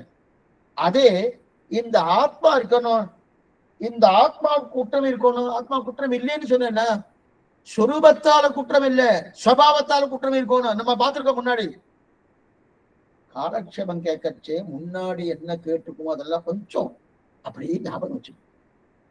ஏன்னா இது வேதாந்த காலக்ஷேபம், ஏதோ ராமாயண மகாபாரதம்னா அப்படியே கதை புக்குள்ள போயிடலாம். இதெல்லாம் பூர்த்தி எல்லாத்தையும் ஆனாதான் நிதானமா அடிய சொல்லிட்டு இருக்கோம், ஒவ்வொன்றும் நிதானம் சொல்லிருக்கேன். இப்ப சொரூபத்தால ஆத்மாவுக்கு எந்த குற்றமும் கிடையாது, சொதஸ்வதின்னு பார்த்துட்டோம். ஸ்வபாவத்தால ஆத்மா சுகதுக்க அனுபவிக்கிறதுன்னு. இப்ப இந்த ஆத்மாவும் பகவானுக்கு சரீரம், இந்த பிரகிருதியும் பகவானுக்கு சரீரம். அப்ப பிரகிருதியில இருக்கக்கூடிய குற்றங்கள்லாம் பகவானுக்கு சேர்றது. அதே போல இந்த ஆத்மாவில் இருக்கக்கூடிய குற்றங்கள்லாம் ஸ்வபாவத்தால் வரக்கூடிய குற்றங்கள், அந்த குற்றங்கள்லாம் பகவானுக்கு சேர்றதோனும். அப்படி இருக்கச்சேது அச்சித்துக்கு சொரூப விகாரமே இருக்கு. ஏன்னா அச்சித்து சொரூபத்தாலே குற்றம் உண்டு. பாருங்க, ஜீவாத்மா சொரூபத்தால குற்றம் கிடையாது, பரமாத்மா சொரூபத்தால குற்றம் கிடையாது. அச்சித்துக்கு சொரூபத்தாலே குற்றம் இருக்கு. எந்த வஸ்து எடுத்துனா அச்சித்து அதை உடைக்கிற மனும் குற்றம் தானே. அந்த மாதிரி ஆத்மாவை உடைக்க முடியுமா? முடியாது. பரமாத்மா உடைக்க முடியுமா? முடியாது. பார்த்து குற்றம் கிடையாதுன்னு இருக்கட்டும். அப்ப சொர்க்கமும் ஆடுறதுனோ. இப்ப ஆதிசங்கரர் பிரகாரம் இந்த ஒரு பேனா இருக்கு, பேனாவும் பிரம்மமும் ஒண்ணுன்னு சொன்னேன், பேனாவும் பிரம்மமும் ஒண்ணுன்னு சொன்னேன். அவர் சொல்றாரு, அடியே சொல்லல, அத்வைதி அவர் சொல்றாரு பிரம்மம் ஒண்ணுதுன்னா சரி சுவாமி, பேனா உடஞ்சு போயிடுது, அச்சித்தாச்சே. அதே போல பிரம்மம் உடஞ்சு போயிடுவார, அவர் உடைய மாட்டார் சுவாமி. அப்ப உடைய, ஆனா ஆத்மாவும் பிரம்மம் ஒண்ணுன்னு சொன்னாச்சுன்னா ஆத்மா உடஞ்சு போகாது, பிரம்மமும் உடஞ்சு போகாது. ஆனா ஆத்மா சுகதுக்கப்படும் அல்லவா. அப்ப சுகதுக்கங்கள் பிரம்மத்திற்கும் உண்டுன்னு சொல்லியாகும். சுகதுக்கங்கள் பிரம்மத்துக்கு உண்டுன்னு சொல்லி ஆகணும். சரி சுவாமி, நீங்க தான் சொன்னீங்க ஆத்மாவுக்கு சுகதுக்கம் உண்டுன்னு சொல்லல. நீங்க சொன்னீங்கன்னா முதல்ல காலட்சேபம் ஆரம்பிக்கச்ச சொன்னீங்களே, எடுத்துக்கொண்ட சரீரத்தினாலே ஆத்மாவுக்கு சுகதுக்கங்கள் உண்டு ஒண்ணு சொல்லி அதுக்கு விரோதி பரிகாரம்லாம் நீங்க இது சொன்னீங்களே. இப்ப இவர் சொல்லும் போது மட்டும் இந்த இந்த ஆத்மாவுடைய நிலை அப்படி பட்டாச்சன உடனே சுகதுக்கம் வருது, அந்த குற்றம் வருதுன்னு சொல்றேன். என்ன சுவாமி, நீங்க சொல்லும் போது குற்றம் வருதுன்னு சொல்லி நீங்க ஒத்துட்டேன். இப்ப அத்வைத்து சொல்லும் போது மட்டும் குற்றம் வருதுன்னு சொல்லிட்டு இருக்கிறேன்னா, அப்ப நீங்க உடைச்சா நல்ல குடம், தீய குடம், யாரோ உடைச்சா நல்ல குடம்னு இல்லையா? மாமியார் உடைச்சா மண் குடம், மருமக உடைச்சா பொன் குடம் சொல்லிட்டு இருக்கால, அந்த மாதிரில இருக்கு. நீர் மட்டும் இந்த தோஷங்கள்லாம் இருக்குன்னு சொன்னி தட்டாதுன்னு சொல்லிட்டு, என்ன தட்டாது? இந்த தோஷங்கள்லாம் தட்டாது, எடுத்துக்கொண்ட சுவாவத்தினால்தான் தட்டுறதை தவிர இயற்கையை தட்டாதுன்னு சொல்லிட்டு இருக்கிறோம். ஆனா அத்வைத்தை சொல்லும் போது மட்டும் தோஷம் தட்டுன்னு சொல்றேன். எதனால? இதுக்கு அதுக்கு நீங்க எக்ஸாம்பிள் வேற சொன்னீங்க. ஒரு விளக்கு இருக்கு, அந்த விளக்க ஒரு கருப்பு காகிதத்தை போட்டாச்சுன்னா அந்த விளக்குடைய பிரகாசம் தான் வெளில வராம இருக்கிறது. விளக்குக்கு இருக்கக்கூடிய தன்மை ஏதாவது மாறுமானா மாறாது, அது அப்படியேதான் இருக்கும். விளக்குடைய பிரகாசம் தான் வெளில வரல. அதே போல ஆத்மாவுக்கு எந்த விதமான பாதிப்பு வராது அப்படின்னு நீங்க சொன்னீங்க. அதே போல இப்ப என்ன சொல்றேன், அத்வைத்தை சொல்லும் போது ஆத்மாவுக்கு பாதிக்கிறது இந்த பிரகிருதியும் ஆத்மாவும் ஒண்ணும் சொல்லியாச்சுன்னா, ஆத்மாவோட பரமாத்மா பாதிக்கிறதுன்னு சொல்றே. நீங்க பாதிக்காதுன்னு உங்க விஷயத்துல நீங்களே சொல்லிட்டு இப்ப பாதிக்குன்னு சொல்றே, இது சரியா இல்லையே அப்படின்னா. ஏன்னா அத்வைத்து சொன்னதுக்கும் நான் சொன்னதுக்கும் வித்தியாசம் உண்டுன்ற. அத்வைத்து என்ன சொன்னார்? ரெண்டு தத்துவத்தையும் ஒண்ணுன்னு சொன்னாரு. ஆனா விசிஷ்டாத்வைத்து ரெண்டு தத்துவத்தையும் ஒண்ணுன்னு சொல்லலையே, சரீரம்னு சொன்னார். நல்ல பிரகாரம் சொரூபத்தாலே ஒன்று அத்வைதி பிரகாரம், சொரூபத்தாலே ஒன்றுன்னு சொல்லல. பகவான் சொரூபம், அந்த பகவானுக்கு சரீரமாக இந்த அச்சித்தும் சித்தும் இருக்குன்னு சொன்னோம்.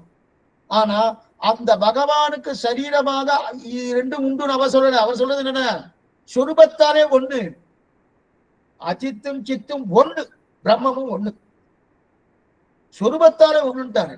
இப்ப அதே விசிஷ்டாத்வைதி சொரூபத்தாலே ஒண்ணுன்னு சொல்லியிருந்தா, இப்ப இவர் கேட்கறதே சரி, சொரூபத்தால ஒண்ணும் சொல்லலையே. அப்ப எதனால சொன்னார்? சரீரமா இருக்குன்னு சொன்னார் அவரு. அப்ப பரமாத்மா தத்துவம் வேறுதான், ஜீவாத்மா தத்துவம் வேறுதான், அச்சித் தத்துவம் வேறுதான்.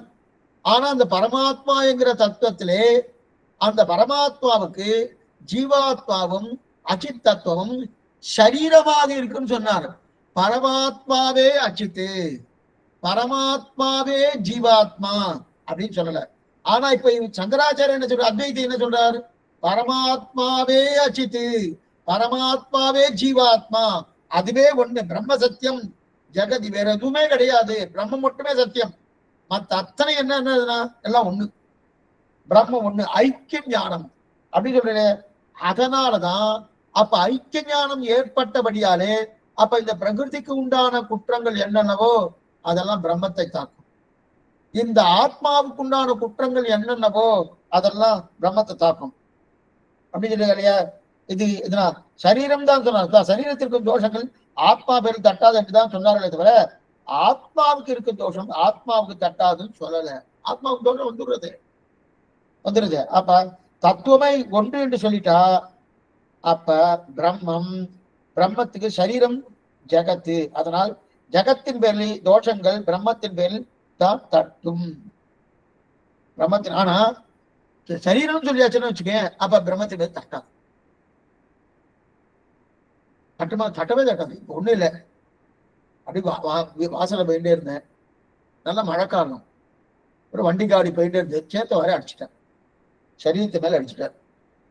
உடனே ஒருத்தர் சொன்னார், சுவாமி ஆத்துக்கு போய் குடிச்சிட்டு வாங்க, குளிக்கடிச்சு கொஞ்சம் ஜாகிரதையா குளிங்க. என்ன சுவாமின்னு? ஒண்ணுமில்ல, ஆத்மா பேர்லயும் பட்டிருக்கோம், அதையும் சேர்த்து குளிக்கொண்டார். படுமா? படவே விடாது. சரீரத்து மாதிரிதான் படும். ஆத்மாவுக்கு அந்த தோஷம் படுமானா படாது. அது ஏன்? இது சரீரமா இருக்கிற விடியாது. இப்ப இந்த சரீரமே ஆத்மான்னு வந்துட்டு வச்சுக்கேன், சரீரமே ஆத்மா. இது லோகாயத்தம் அப்படிதான் சொல்லிட்டு இருக்காங்க. அப்பனா நாங்க ஆத்மா பேர்ல அந்த தோஷம் தட்டுறதுன்னு தானே அர்த்தம். அதே போலதானே ஐக்கிய ஞானம் தானே அத்வைதி சொல்லிட்டு இருக்காரு. அதனால இப்ப ஆத்மாவுக்கு இருக்கும் தோஷம் ஆத்மாவுக்கு தட்டாதுன்னு சொல்லலையே. இப்ப தத்துவமும் ஒன்றுன்னு சொல்லிட்டா அப்ப பிரம்மம், அந்த பிரம்மத்துக்கு சரீரம் ஜெகத்து. அதனால் ஜெகத்தின் பேரில் இருக்கும் தோஷங்கள் பிரம்மத்தின் பேரில் தட்டாது சொல்லிக்கலாம். சரீரமானபடியாலே சரி சரீராத்மா பாவம் ஒத்துண்டா உடலுக்கு இருக்கும் தோஷம் ஆத்மாவுக்கு பாதிக்காதுன்னு சொல்லிவிடலாம். எக்ஸலண்டா எடுத்துக்க.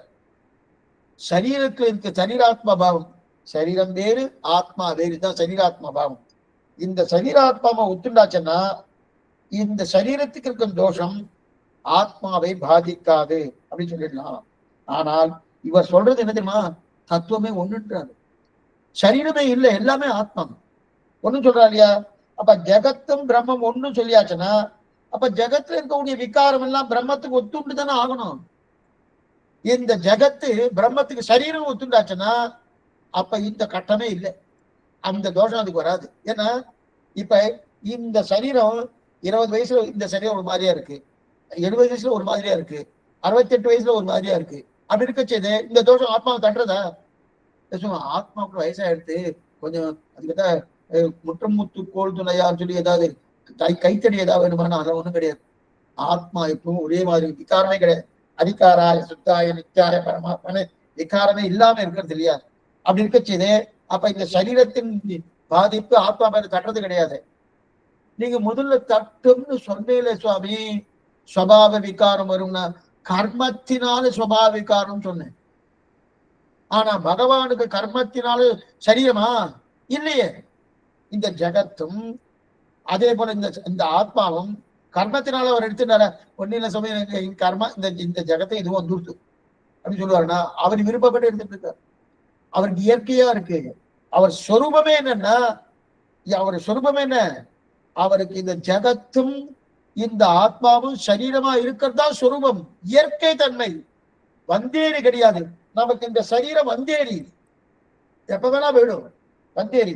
ஆனா பகவானுக்கு வந்தேரி கிடையாது. ஆனா அது சரீரமா இருக்கு. அது சரீரமா இல்லாம ஐக்கியன்னு வந்துருத்தோம்னா அப்பதான் இந்த குற்றங்கள்லாம் பரமாத்மா பேர்ல தட்டும். ஆனா அத்வைதி சொல்றது ஐக்கியம்னு சொல்றாரு, நாம சொல்றது அது சரீரம். சரீரம் அப்ப சரீரம் ஆச்சுன்னா அப்ப சரீரத்தின் பேர்ல இருக்கக்கூடிய குற்றங்கள் ஆத்மாவை தட்டுமாதிரி தட்டாது. தட்டாத முதலே பார்த்துட்டோம். அப்ப விகாரம் பிரம்மத்துக்கு ஒத்துக்கொள்ளலாம். அத்வைத்தம் பிரம்மம் ஒன்று என்று சொன்னால் ஆத்மா சுகப்படுவார், துக்கப்படுவார், கவலைப்படுவார். இது இத்தனையும் பிரம்மத்துக்கு ஒத்துக்கொள்ள வேண்டும். ஆனால் தோஷம் வரும். அத்வைத்து ஒண்ணுன்னு சொல்லியாச்சுன்னா என்ன ஆகுன்னா அவருக்கு சுகதுக்கங்கள் இருக்குன்னு வருமானம். அப்ப ரெண்டாவது தத்துவம் என்ன, மூணாவது தத்துவத்தை ஒன்றுன்னு சொல்ல முடியாது. 2-3 தத்துவத்தை, அச்சித் தத்துவம் என்ன, ஈஸ்வர தத்துவம் என்ன, சித் தத்துவம் ஒன்னும் சொல்ல முடியாது. இதுதான் விசிஷ்டாத்வைத சித்தாந்தம். அப்ப விசிஷ்டாத்வைதத்தின்படி 3 தத்துவங்கள் உண்டு. 3 தத்துவங்கள் வெவ்வேறு தான். அதுல முதல் தத்துவமா இருக்கக்கூடிய பரமாத்ம தத்துவத்துக்கு மற்ற 2 தத்துவங்களாக இருக்கக்கூடிய அச்சித் தத்துவம் சித் தத்துவம் என்று சொல்லக்கூடிய 2ம் அந்த பரமாத்மாவுக்கு சரீரமாக இருக்கு. இது விசிஷ்டாத்வைத சித்தாந்தம். சரி சுவாமி, 3 தத்துவம் நீங்கள் தானே சொல்லீர்கள்னா அப்ப சாஸ்திரம் சொல்லியிருக்கே, நீங்க என்ன சொல்ல 3 தத்துவம் சொல்லிடணும்? ஏன்னா ஆதிசங்கரர் சாஸ்திர வாக்கியத்தை கொண்டு அத்வைத்தம் எடுத்திருக்காரு. நாஸ்தி கிஞ்சன நேக நானாஸ்தி கிஞ்சன நேக நானாஸ்தி கிஞ்சன அப்படி சொல்லியிருக்க. 2வது இருக்குன்னு சொன்னாலே மறுபடியும் சம்சாரத்தில் பிறப்பாயிரு சாஸ்திரமே இருக்கு. அந்த சாஸ்திர வாக்கியத்தை கொண்டுதான் அத்வைதி சொல்றாரு. அந்த வாஸ்திர வாக்கியம் சொல்றாரு, ஒண்ணுன்னு பார்க்க தெரிஞ்சுக்கோ, 2வது கிடையாது அப்படி சாஸ்திரமே இருக்கு.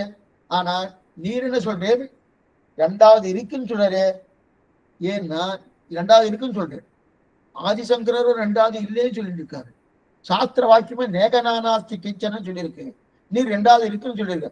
ஆதிசங்கரரும் வேதாந்தி தானே, நீரும் வேதாந்தி தானே, நல்லா வேதாந்த நல்லா வாசிச்சிருக்கேன் இல்லையா? அப்ப என்னமா அப்படின்னு வந்திருக்கு. அப்ப நீங்க என்னமா சொல்லலாம்னா வேதத்தில் பல வாக்கியங்கள் உண்டு. இனிமே கொஞ்சம் ஜாகிரதையா கேட்கணும். வேதத்தில் பல வாக்கியங்கள் உண்டு. என்னென்ன வாக்கியம்னா மூன்று ஸ்ருதிகள் உண்டு. வேதஸ்ருதி, அபேதஸ்ருதி, கடகஸ்ருதின்னு மூன்று ஸ்ருதிகள் உண்டு. பல வகை உண்டு. வேதஸ்ருதி, அபேதஸ்ருதி, கடகஸ்ருதின்னு பேரு. இந்த மூன்று ஸ்ருதிகள் உண்டு. அப்படின்னா வேதஸ்ருதின்னா தத்துவங்கள் மூணுன்னு சொல்லும். வேதஸ்ருதி தத்துவங்கள் மூணுன்னு சொல்லும். மூணு தத்துவங்கள் அதே வாக்கியமே சொல்லியிருக்கு. வேதமே கொஞ்சம் முரண்பட்ட மாதிரி பேசுகிறா போல நமக்கு தோணும். முரண்பட்ட மாதிரி வேதம் பேசல. இது சர்வம் சமஞ்சசம்னு கடைசியில முடிக்கிறார் சுவாமி ஸ்ரீபாஷ்யத்துல. முரண்பட்ட மாதிரி கிடையாது. அது விரோதிகள் இருக்கிற மாதிரி தோணும். ஒரு விரோதியும் கிடையாது. அது சரியா புரிஞ்சுக்கணும். அது சரியா புரிஞ்சிக்காம தப்பான அர்த்தத்தை எடுத்துட்டாதான் வேதம்னா முரண்பட்டு. ஒரு இடத்துல இப்படி சொல்றது, இன்னொரு இடத்துல வேற மாதிரி, ஒரு இடத்துல ஒண்ணுன்னு சொல்றது, இன்னொரு இடத்துல மூணுன்னு சொல்றது. என்ன சுவாமி, நாங்கள்லாம் அடியெல்லாம் காலட்சேபம் பண்ற மாதிரி இருக்கு, இங்க வேற மாதிரி பேசுவோம், அங்க வேற மாதிரி பேசுவோம், அந்த மாதிரில இருக்குன்னா எதற்காக சொல்லிச்சுன்னு பார்க்கணும். இப்ப மூன்று தத்துவம் உண்டுன்னு சொல்லித்தனும். போக்தா, போக்யம், பிரேரிச்சாரஞ்ச மத்வா. இதுதான் மூன்று வாக்கியங்கள் இருக்கக்கூடிய சாஸ்திர வாக்கியம். மூன்று தத்துவங்கள் உண்டு என்று சொல்லக்கூடிய சாஸ்திர வாக்கியம். போக்தா அனுபவிக்கிற ஜீவன், போக்யம் அனுபவிக்கப்படுகிற அச்சேதனம், பிரேரிதாரஞ்ச மத்வா தூண்டுகிற பரமாத்மா. இப்ப மூணு வந்துட்டோம். போக்தா, போக்யம், பிரேரிதாரஞ்ச மத்வா அனுபவிக்கப்படுகிற ஜீவன், அனுபவிக்கப்படுகிற அச்சேதனம், இந்த ரெண்டையும் தூண்டுகிற பரமாத்மா. அப்ப போக்தான அனுபவிக்கிறான்னு அர்த்தம் இல்லையா? நாம தானே அனுபவிக்கிறோம். சந்தனம் பூசிக்கொள்கிறோம், நல்லா புஷ்பமாலையை பூசிக்கிறோம். அப்ப சந்தனம் பூசிட்டாலே போக்கியமா இருக்கு, நல்லா இருக்கு, அதான் போக்கியம். சரி, இதை இவன் அனுபவிக்கட்டுன்னு தள்ளுறது யாரு? பிரேரிதா. பிரேரிதாரண க்ஷரம் பிரதானம், அமிர்தாட்சரம் க்ஷரா, க்ஷராத்மானா ஈஷதே தேவ ஏககா.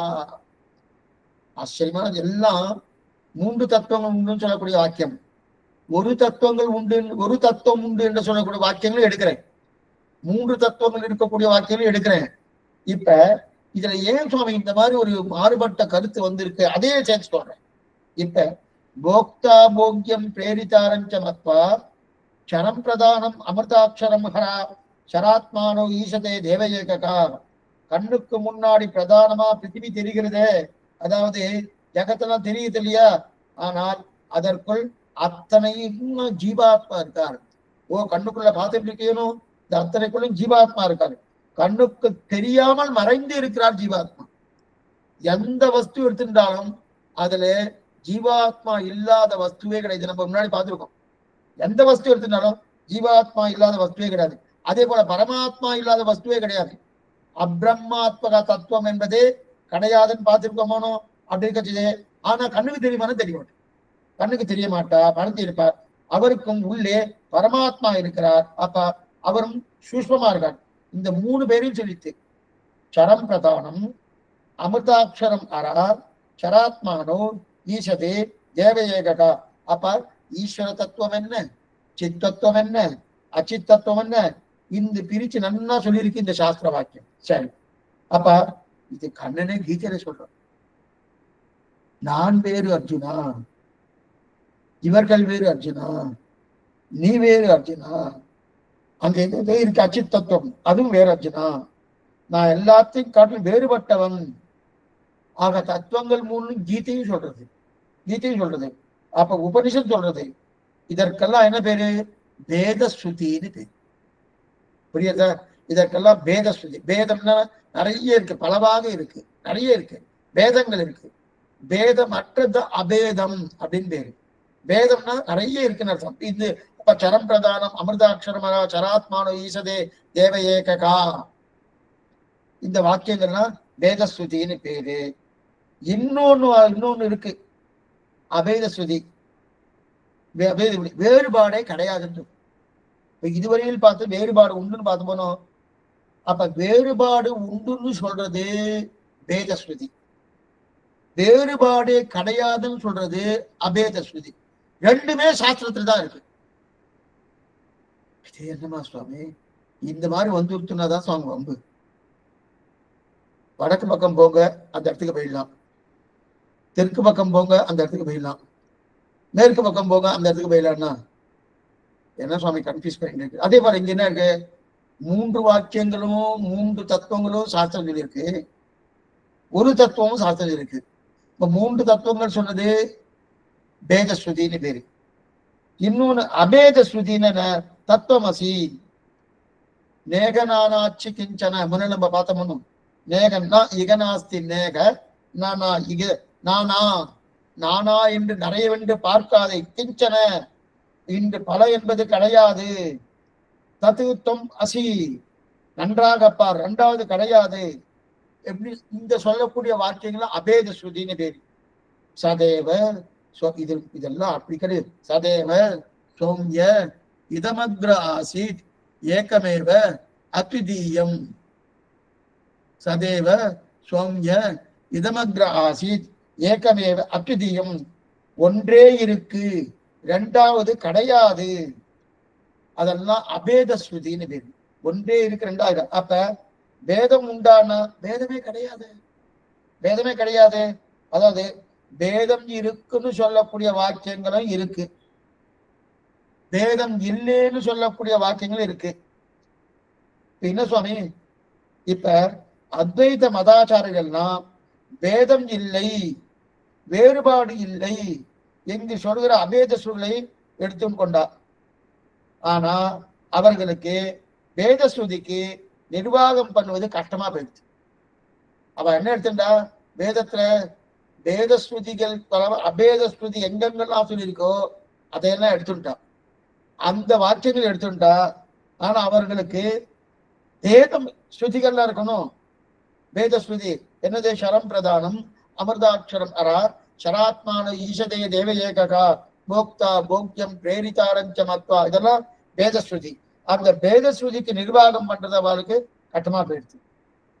அதே துவைத்திகள் இருக்கா, அத்வைத்தி துவைத்தி விசிஷ்டாத்வைத்தின் 3 மதம் பிரதானமா வைதிக மதம் பார்த்தோம். அப்ப அத்வைத்தி இது அபேத ஸ்ருதியை பிரதானம் எடுத்துட்டா அவளுக்கு வேதஸ்ருதியை நிர்வாகம் பண்றது கஷ்டமா போயிடுச்சு. அதே துவைத்தி இருக்காருன்னு, துவைத்தி எல்லாம் என்ன பண்ணான்னா அவளுக்கு எல்லாம் ரெண்டாவது உண்டு, துவைத்தம் ரெண்டாவது. அப்ப துவைத்தினா வேத ஸ்ருதியை பிரதானமா எடுத்துட்டா அவளுக்கு அபேத ஸ்ருதிக்கு அர்த்தம் சொல்றது கஷ்டமா போயிடுச்சு. அப்ப அத்வைத்திக்கு அபேத ஸ்ருதி எடுத்துட்டா வேத ஸ்ருதியை நிர்வாகம் பண்றது கஷ்டமா போயிடுச்சு. அது துவைத்திக்கு வேத ஸ்ருதியை எடுத்துட்டாங்கள், அவர்கள் எடுத்துட்டா அவர்களுக்கு அபேத ஸ்ருதியை நிர்வாகம் பண்றது கஷ்டமா போயிடுச்சு. இந்த ரெண்டுக்கும் நடுவுல இருக்கிறது எது, விசிஷ்ட அத்வைத்தம். இப்ப ராமானுஜர் ரெண்டுக்கும் அர்த்தம் சொல்றார், அபேத ஸ்ருதிக்கு அர்த்தம் சொல்றார், வேத ஸ்ருதிக்கு அர்த்தம் சொல்றார்.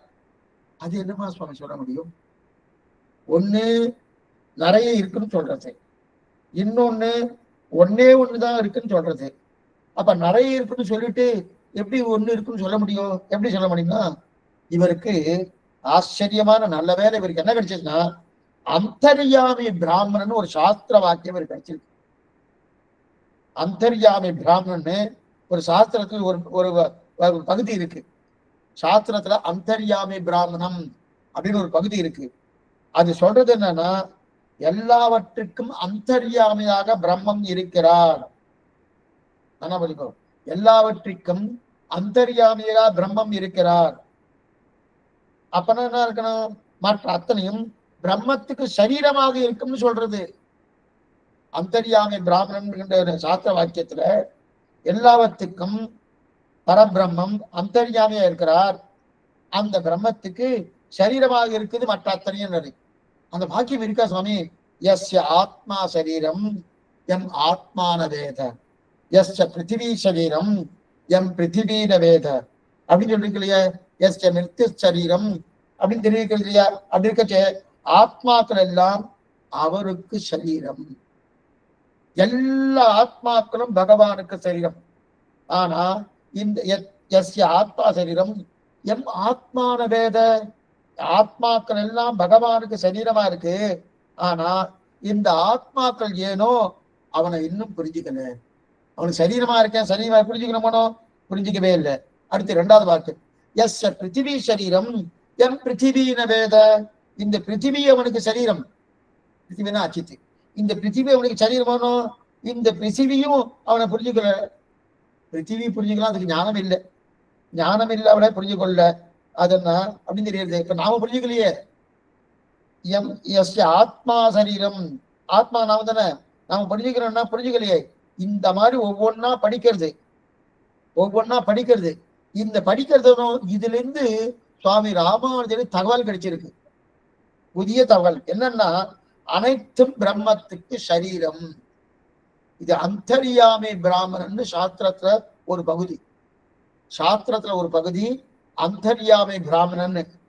அதுல இருந்து எடுக்கிறார். என்னன்னா, இப்ப அனைத்தும் பிரம்மத்துக்கு சரீரம். பிரம்மம் ஆத்மாவாக இருக்கு, பிரம்மம் ஆத்மாவாக இருக்கு அப்படின்னா அதைத்தான் முக்கியமா ராமானுஜர் எடுத்துட்டார். முக்கியமா ராமானுஜன் இது இது இது எதுக்காக இது உபயோகப்படுதுன்னா, விரோதி பரிகாரத்துக்காக இது உபயோகப்படுறது. விரோதம் நன்னா தெரியுது. என்ன விரோதம் சொல்றது தெரியுது? ஒண்ணு பேதஸ்ருதி, இன்னொன்னு அபேதஸ்ருதி. நிறைய இருக்குன்னு ஒரு வாக்கியம் சொல்றது, ஒண்ணுமே இல்லை ஒன்று மட்டும்தான் உண்டு அப்படின்னு ஒரு வாக்கியம் சொல்றது. இந்த ரெண்டும் பார்த்தா விரோதம் வந்து தோணும். நிறைய இருக்குன்னு சொல்றதே ஒரு வாக்கியம், ஒன்று மட்டும்தான் இருக்குன்னு சொல்ற இன்னொரு வாக்கியம். ரெண்டுத்துக்கு பார்த்தா விரோதம் வந்து தோணும். இந்த விரோதம் வந்தபடியாலே அப்ப அந்த விரோதத்தை போக்கணுமோனோ, அந்த விரோதத்துக்கு பரிகாரம் எது? அதுதானே அந்தர்யாமி பிராமணம்னு ஒரு சாஸ்திர வாக்கியம், ஆச்சரியமான ஒரு பகுதி இருக்கு சாஸ்திரத்துல. அதை எடுத்துட்டார். சரி, இப்ப எல்லாமே மூணா இருக்கணும். நம்முடைய சம்பிரதாயமே திருவித பேதம் உண்டு, எல்லாமே மூணு. என்ன?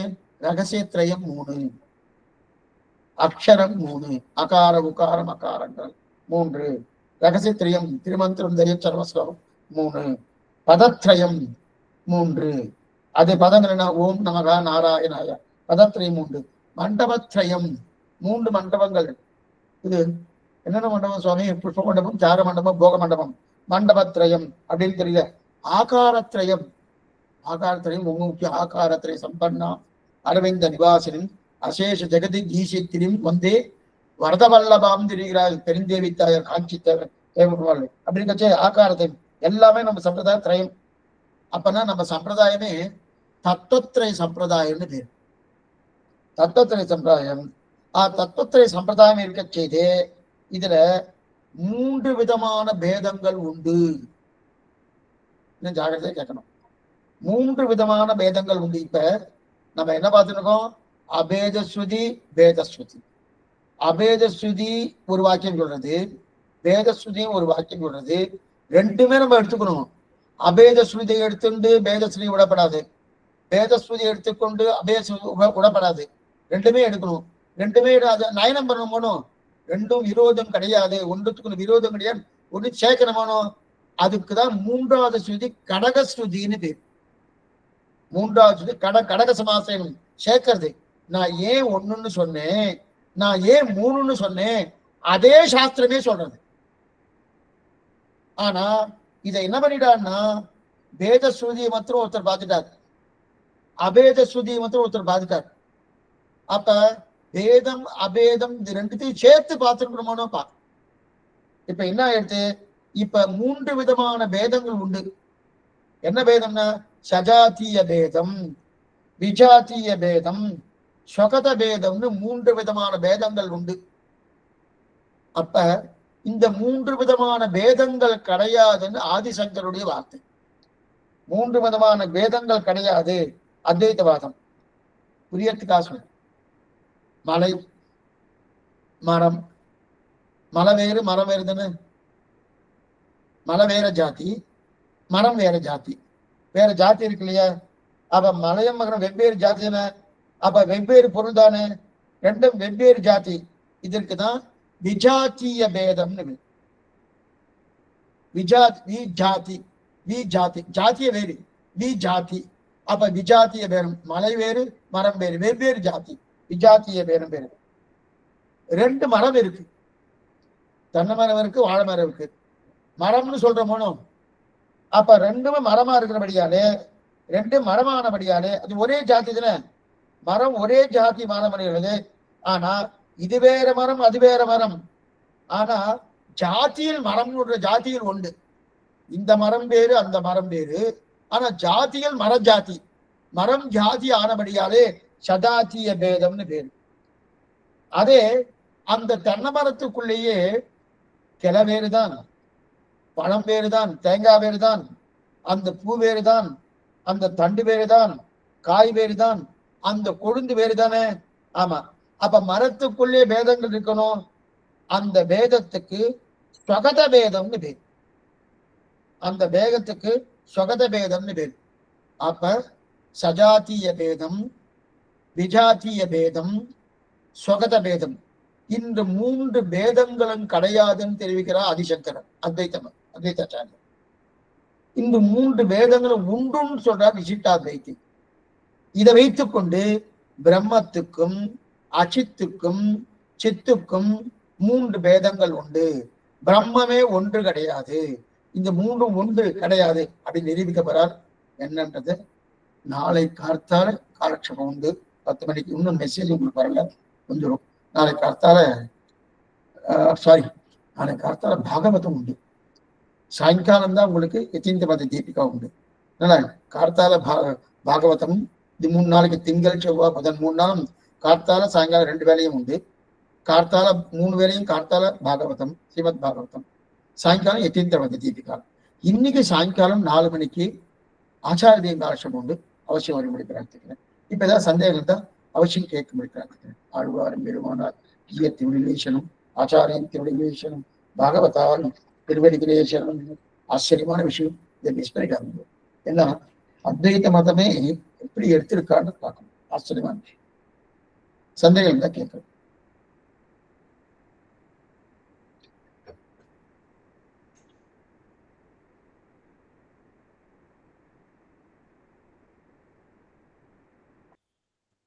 அடியன் சுவாமி நமஸ்காரம். சொல்லுங்க கிருஷ்ணா. சுவாமி, இந்த மாதிரி 3 பேதம் சொன்னேன். அது 3 அபேத பேதம் பேத இது கடக ஸ்ருதி. பேதம் ஸ்ருதி வேத ஸ்ருதி அபேத ஸ்ருதி கடக ஸ்ருதி. இப்ப இந்த மாதிரி கடக ஸ்ருதின்னு ஒண்ணு இருக்குன்னு சங்கரருக்கு தெரிஞ்சு அவர் அது இது பண்ணிருக்க மாட்டாரா? அது ஏன் அந்த அதை ஒண்ணு மட்டும் அவர் எடுக்கிறாரு? அப்படி வந்து அவர் கண்டிப்பா ஒரு ஞானத்துல உயர்ந்தவர் தான், ஒரு மாதிரி ஒரு ஆச்சாரியர். அப்போ அவரும் எப்படி அது மாதிரி ஒரு பெரிய மிஸ்டேக் மாதிரி இருக்காது? ஒரு வேதத்துல ஒரு பகுதியை மட்டும் எடுத்துக்கிட்டு அதை சொல்றது. அதே மாதிரி நான் இப்ப இவரையும் சொல்றேன், நம்ம இதுவும் மாத்வாச்சாரியரும் வந்து பெரிய எப்படி அந்த ஒரு போர்ஷனை மட்டும் எடுக்கிறதுன்றது, வேதத்துல ஒரு பகுதியை மட்டும் எடுத்துட்டு மற்ற பகுதியை ரிஜெக்ட் பண்றதுன்றது ஒரு பெரிய தப்பு அப்படின்றது. இது சுவாமி, இது எங்கேருந்து எப்படி இது அவ இது பண்றான்னு அதனால கேட்டேன். ஆக்சுவலா நான் வந்து குரான் கண்டுபிடிக்கல. அவ ஏன் அது மாதிரி ஒரு இதை மட்டும் எடுத்துட்டு, எவ்வளவு பெரிய மிஸ்டேக் இது. அது வந்து ஒரு பகுதியை மட்டும் வேதத்துல எடுக்கிறதுன்றது தப்பு, மற்ற பகுதியெல்லாம் ரிஜெக்ட் பண்றதுன்றது. நம்ம ராமானுஜாச்சாரியர் வந்து அப்படி செய்யல. அப்ப அதே மாதிரி தான் அவளும் கிட்டத்தட்ட இருந்திருக்கும். அது ஒரு பேசிக்கா கேட்கிறேன் நான். பெரிய கொஸ்டின் இது. ஆனா ஆச்சரியமான கேள்விதான் இது. நிச்சயமா இதுக்கு பதில் சொல்றேன். ஏன்னா குரல் நிறைய டைம் எடுத்துக்கும். ஆனா முக்கியமா ஒண்ணு தெரிவிக்கிறேன். பகவான் ஒவ்வொரு மகாச்சாரியரும் ஒவ்வொரு விதத்துல அவதாரம் பண்ண வைக்கிறார். அவரை இதற்காக அவதாரம் பண்ண வச்சார். மாத்வாச்சாரியர் வேற விதத்தாக அவதாரம் பண்ணி வச்சார். ராமானுஜரை வேற விதமாக அவதாரம் பண்ணி வச்சார். அந்த 3 பேரிடத்திலும் குற்றங்கள் கிடையாது. ஆனால் குற்றம் இருக்கிறவன அந்த கொள்கையை தான் எதிர்க்கிறார தவிர சங்கராச்சாரியரை எதிர்க்கிற. கொஞ்சம் நல்லா புரிஞ்சுக்கணும். அவர் கொள்கை வேறு, அவருடைய நிலை வேறு. முதல் நிலை. 2வது, ஆதிசங்கருடைய கூற்று என்னவென்றால், நான் இல்லைன்னு சொல்லணும், ஒரு வஸ்து இல்லைன்னு சொல்லணும். ஒரு வஸ்துவை இல்லைன்னு சொல்லணும்னா அந்த வஸ்துவை இருக்குன்னு சொல்லிட்டு இல்லைன்னு சொல்லுவேனா, அந்த வஸ்துவே இல்லைன்னு சொல்லிட்டு இல்லைன்னு சொல்லுவேனா? நீங்க பதில் சொல்லுங்க கிருஷ்ணா. சுவாமி, ஒரு பொருள் இல்லைன்னு நான் சொல்லணும். இல்லைன்னு சொல்லணும்னா அந்த பொருளே இல்லை, அதனால இல்லைன்னு நான் சொல்லுவேனா, அந்த பொருள் இருந்தது இப்ப இல்லை அப்படின்னு நான் சொல்லுவேனா? இருந்தது பின்னாடி இல்ல அப்படின்னு தான் இருந்தது இல்லைன்னு சொல்லுவேன். ஆமா. இருந்ததுன்னு சொல்றதுக்காக தான் வேத ஸ்ருதி. இல்ல இப்ப இல்ல. ஓகே. இது சரியா இருக்கணும். ஓகே சுவாமி. ஓகே. ரொம்ப வித்தியாசமான அணுகுமுறையா இருக்கு. நல்லா இருக்கு. அடியேன் சுவாமி. அதுக்குதான் ஒரு தடவையா ஸ்ரீபாஷம் கேட்கணும். என்ன லாஜிக் ஆர்குமெண்ட் தெரியுமா? எக்ஸலண்டான ஆர்குமெண்ட். அதுவும் அத்வைத ஆர்குமெண்ட் இருக்கு, ரொம்ப பெருசு. சிலதெல்லாம் பார்க்கச்சே சரியா தானே சொல்றார் ஆதிசங்கரர், ஏன் ராமானுஜன் மறுக்கிறார் நமக்கு தோணும். மறுக்க வேண்டாமே, சரியா தானே சொல்லியிருக்கார். இப்ப காணல் நேரு சொன்னார், அதுல ஏதாவது தப்பு இருக்கா? அந்த எக்ஸாம்பிள் ஒரு தப்பும் கிடையாது. மறுபடியும் நான் போய் பார்த்தா கூட அது அதுல கண்ணுல என் கண்ணுல தண்ணி தெரியறது. ஆனா என்னால குடிக்கிறதுக்கு தண்ணி இல்லை. அத போலதான் இந்த பிரபஞ்சம். உன்னை பார்க்க பார்க்க தெரிஞ்சுட்டே இருக்கும், ஆனா ஒண்ணுமே இல்லை. இத மறுக்க முடியுதா? கரெக்ட், மறுக்க முடியாது. பரம ஞானி ஆதிசங்கர சாமானியப்பட்டவர் இல்ல, பரம ஞானி, அபாரமான ஞானம், சாமானியப்பட்டவர் இல்ல. ஆனா அவருடைய அவதாரங்கள்லாம் இதுல பொருத்தம் பகவத் சங்கல்பம். ஓகே. மாயாவாதின்ற அந்த ஒரு இது ஒரு உருவாகணும், அது வந்து மறைக்கணும். அது சில பேரை வந்து வணங்கும் துறைகள் பல பலவாக்கின்னு ஆழ்வார் பாசனம். இதெல்லாம் பண்ணணும், அதனால பண்ணிருக்கேன். ஆனா இதுக்கு நான் ஃபுல்லா சொல்றேன், ஒரு நாளைக்கு இதுக்குன்னு தனியா ஒரு காட்சம் எடுக்கிறேன். என்னுடைய இது என்னன்னா, கண்டிப்பா வந்து ராமானுஜர் நம்ம ஆச்சாரியன்றதால மட்டும் கிடையாது, கண்டிப்பா லாஜிக்கலா பார்த்து நம்ம ஆச்சாரியர் நம்ம ராமானுஜாச்சார் சொன்னதுதான் சொன்ன கரெக்ட். கடகமா ரெண்டுத்தையும் சேர்த்து இப்படி சொன்னதுலயும் வேதம் கரெக்ட் தான், அப்படி சொன்னதுலயும் கரெக்ட் தான். ஆனா எந்த அர்த்தத்துல கரெக்ட், எந்த லாஜிக்ல அது கரெக்ட் அப்படின்னு சொல்ல, அதாவது ரெண்டுத்தையும் சேர்த்து வச்சு சொன்ன அந்த விசிஷ்ட அத்வைதமா சொன்னதுதான் அல்டிமேட். பட் இவெல்லாம் ஒரு இவாளும் ஜெகதாச்சாரியன்னு சொல்லிட்டு இருக்கா. நம்ம சும்மா சொல்றதால மட்டும் இல்ல, உண்மையான ஞானி சங்கரோட அவதார புருஷர்கள் ஞானம் இல்லைன்னு சொல்லவே முடியாது. அப்ப இந்த ஒரு சின்ன ஸ்டேட்மெண்ட் ஒரு பகுதியை மட்டும் எடுத்துக்கிறா, இன்னொரு பகுதியை பண்றான்றது அவளுக்கு தெரியாதா? எப்படி தெரியாம இருந்திருக்கு அப்படின்றது. அவருடைய காலம் எப்படிப்பட்ட தெரியுமா? அவருடைய காலத்துல ஜைன மதம் பௌத்த மதம் பூர்ணமா இருந்தது. இந்த வேதமே அழிந்து போய்விடும், இனி வேதம் கிடையாது என்கிற நிலையில தான் ஆதிசங்கருடைய அவதாரமே. ராமானுஜன் கிட்டத்தட்ட 500 வருஷத்துக்கு முன்னாடி அவதாரங்கள். அவர் அவதாரம் பண்ண அவருடைய கொள்கை என்னன்னா, முதல்ல வேதத்தை ஸ்தாபிக்கணும்னா வேதமா போயிடுபடாது. அதுக்குன்னு அவதாரம் பண்ண வச்சார் ஆதிசங்கர சுவாமி எம்பெருமான். ஸ்தாபிக்கணும், ஸ்தாபிக்கப்பட்ட வேதத்தில் சரியான அர்த்தத்தை கொடுக்கணும் சுவாமி ராமானுஜாச்சார். சாமி இது ஏற்கனவே நம்ம இது வந்து வேற மாதிரி நீங்க சொல்லியிருக்கீங்க. அதாவது இதே கண்டென்ட் மாதிரி தான் இருக்கு. அதாவது ஃபர்ஸ்ட் வந்து வேதத்தையே நம்பாம இருக்கும்போது கொஞ்சம் கொஞ்சமா வேதம் இது செஞ்சா இது வரும், இந்த ஹோமம் பண்ணா இது வரும், அப்படி இப்படின்னு சொல்லி கொஞ்சம் வேதத்து மேல ஒரு இன்ட்ரெஸ்ட் ஒரு ஸ்தாபித்தவர் யாருன்னா அத்வைதாச்சாரியா இருக்க ஆதிசங்கரன் தான். இது நம்ம ஒத்துண்டுதான். ஏன்னா ஒருவேளை ஆதிசங்கர் அந்த வேதத்தை ஸ்தாபிக்கலைன்னு வச்சுங்கோ, ராமானுஜர் பேர் அந்த வேதம் இருந்திருக்குமா? நம்ம கொஞ்சம் நேர்மையா யோசிக்கணும். சிலதெல்லாம் விசிஷ்டாத்வைத்தம் தான் பிரதானன்றதுக்காக எல்லாத்தையுமே இல்லைன்னு சொல்லப்படாது. நேர்மை இருக்கணும். அந்த நேர்மை சுவாமிக்கு உண்டு, எம்பெருமானாருக்கு உண்டு. அதனால்தான் அவளுக்கும் சன்னதியில மரியாதை உண்டு. அத்வைத்தி வரானா சட்டாரியே போகும், பெருமாள் சட்டாரியே போகும். என்ன சுவாமி கொள்கையை மாறுபட்டு இருக்கு, அவளுக்கு போய் சட்டாரி போறதுன்னா அவளுக்கு வைதிக மதத்தவர்கள்.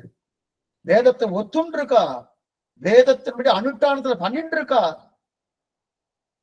கொள்கையில மாறுபாடு இருக்கலாம், அது வேற விஷயம். ஆனா சாஸ்திரத்தை பரிபூர்வமா நம்பி ஒத்துண்டு இருக்கா இல்லையா? அவ்வளவு நேர்மை சுவாமி ராமானுஜர். சாமானியப்பட்டவர். இன்னைக்கு அத்வைத்தமும் சைவமும் கலந்து இருக்கு.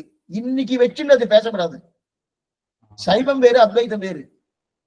அன்னைக்கு அத்வைத்துவா யாருமே விபூதி போட்டுக்க மாட்டான். இன்னைக்கும் சில பேர் அத்வைத்து இருக்கா, வெறும் குங்கும பொட்டு இல்ல சந்தன பொட்டு தான் வச்சுப்பா,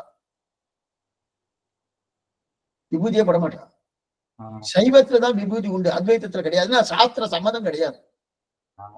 விபூதி என்பது சாஸ்திர சம்மதம் கிடையாது.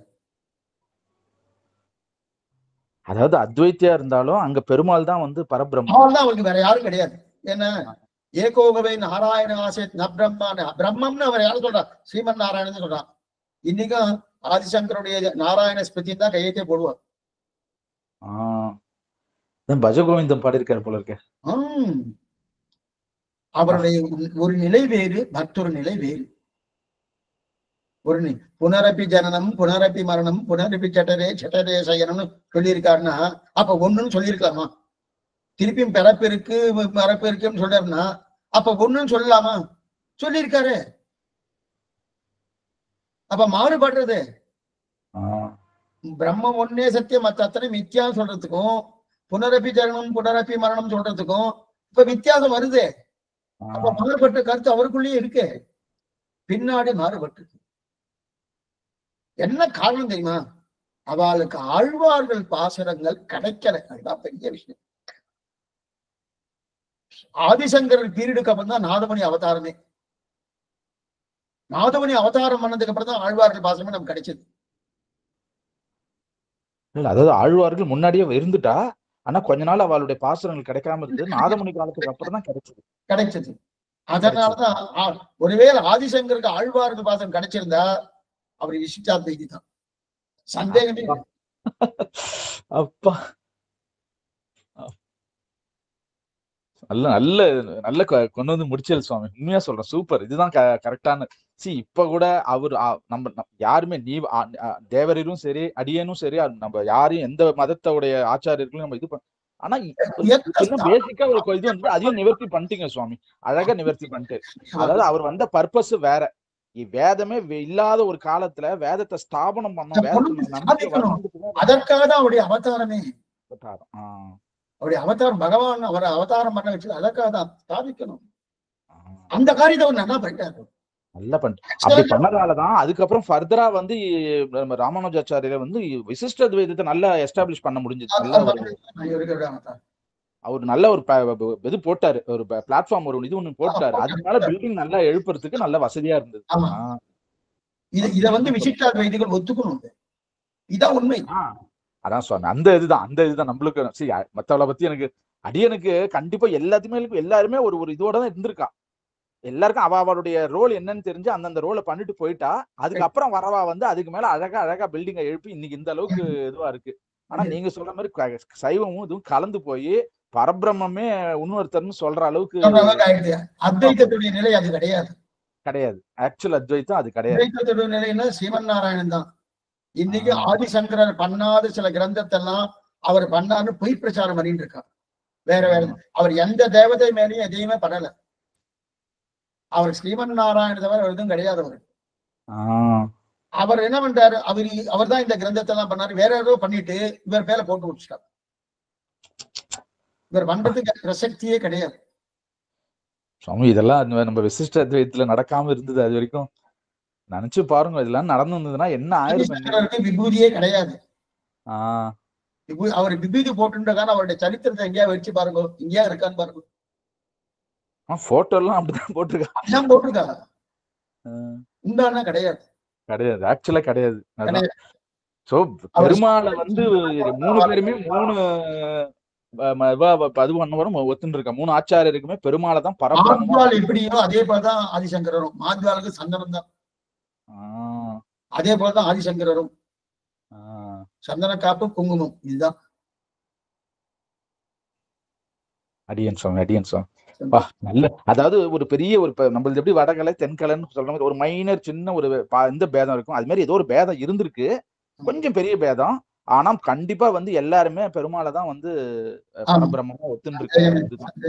இன்னைக்கு வந்து எல்லாம் குழம்பி போய் பாருங்க, இப்படி எல்லாம் சொல்லனா எப்படி சுவாமி தெரியும்? இப்ப சிவன் தான் ருத்ரன் தான் வந்து பரபிரம்மன்னு எடுத்துட்டு ரொம்ப அடியன் சுவாமி. பாருங்க, ஆழ்வார்கள் தான் கடைசியில இத்தனைக்கும் எவ்வளவு ரோல் பிளே பண்ணிருக்கிறதும் ஆழ்வார்களுடைய இதுதான் சொல்றோம். அடியன் சுவாமி தன்யோஸ்மி சுவாமி ரொம்ப பெரிய கேள்வியா கேட்டுட்டேன். இவ்வளவு சிம்பிளா நினைச்சிட்டு கேள்வி கேட்டுட்டேன், கொஞ்சம் க்ஷமிக்கணும் சுவாமி. அதான் ஒண்ணும் இல்லை, நீ கேட்டு சரிதான். ஆனா அதுக்கு நான் சமாதானம் சொல்றேன். அப்ப எப்பாவது ராமானுஜம் வரைச்சு அந்த அந்த சன்னிவேஷம் வரும், அந்த சன்னிவேஷம் வரைச்சு அதுக்கு நான் சமாதானம் சொல்றேன். அடியன் சுவாமி தன்யோஸ்மி.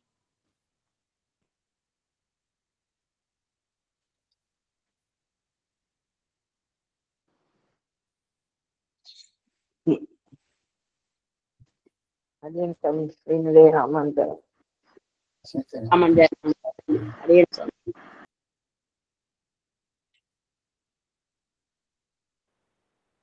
அடியன் சுவாமி தேவத்துக்கு செஞ்சுக்கோங்க சுவாமி.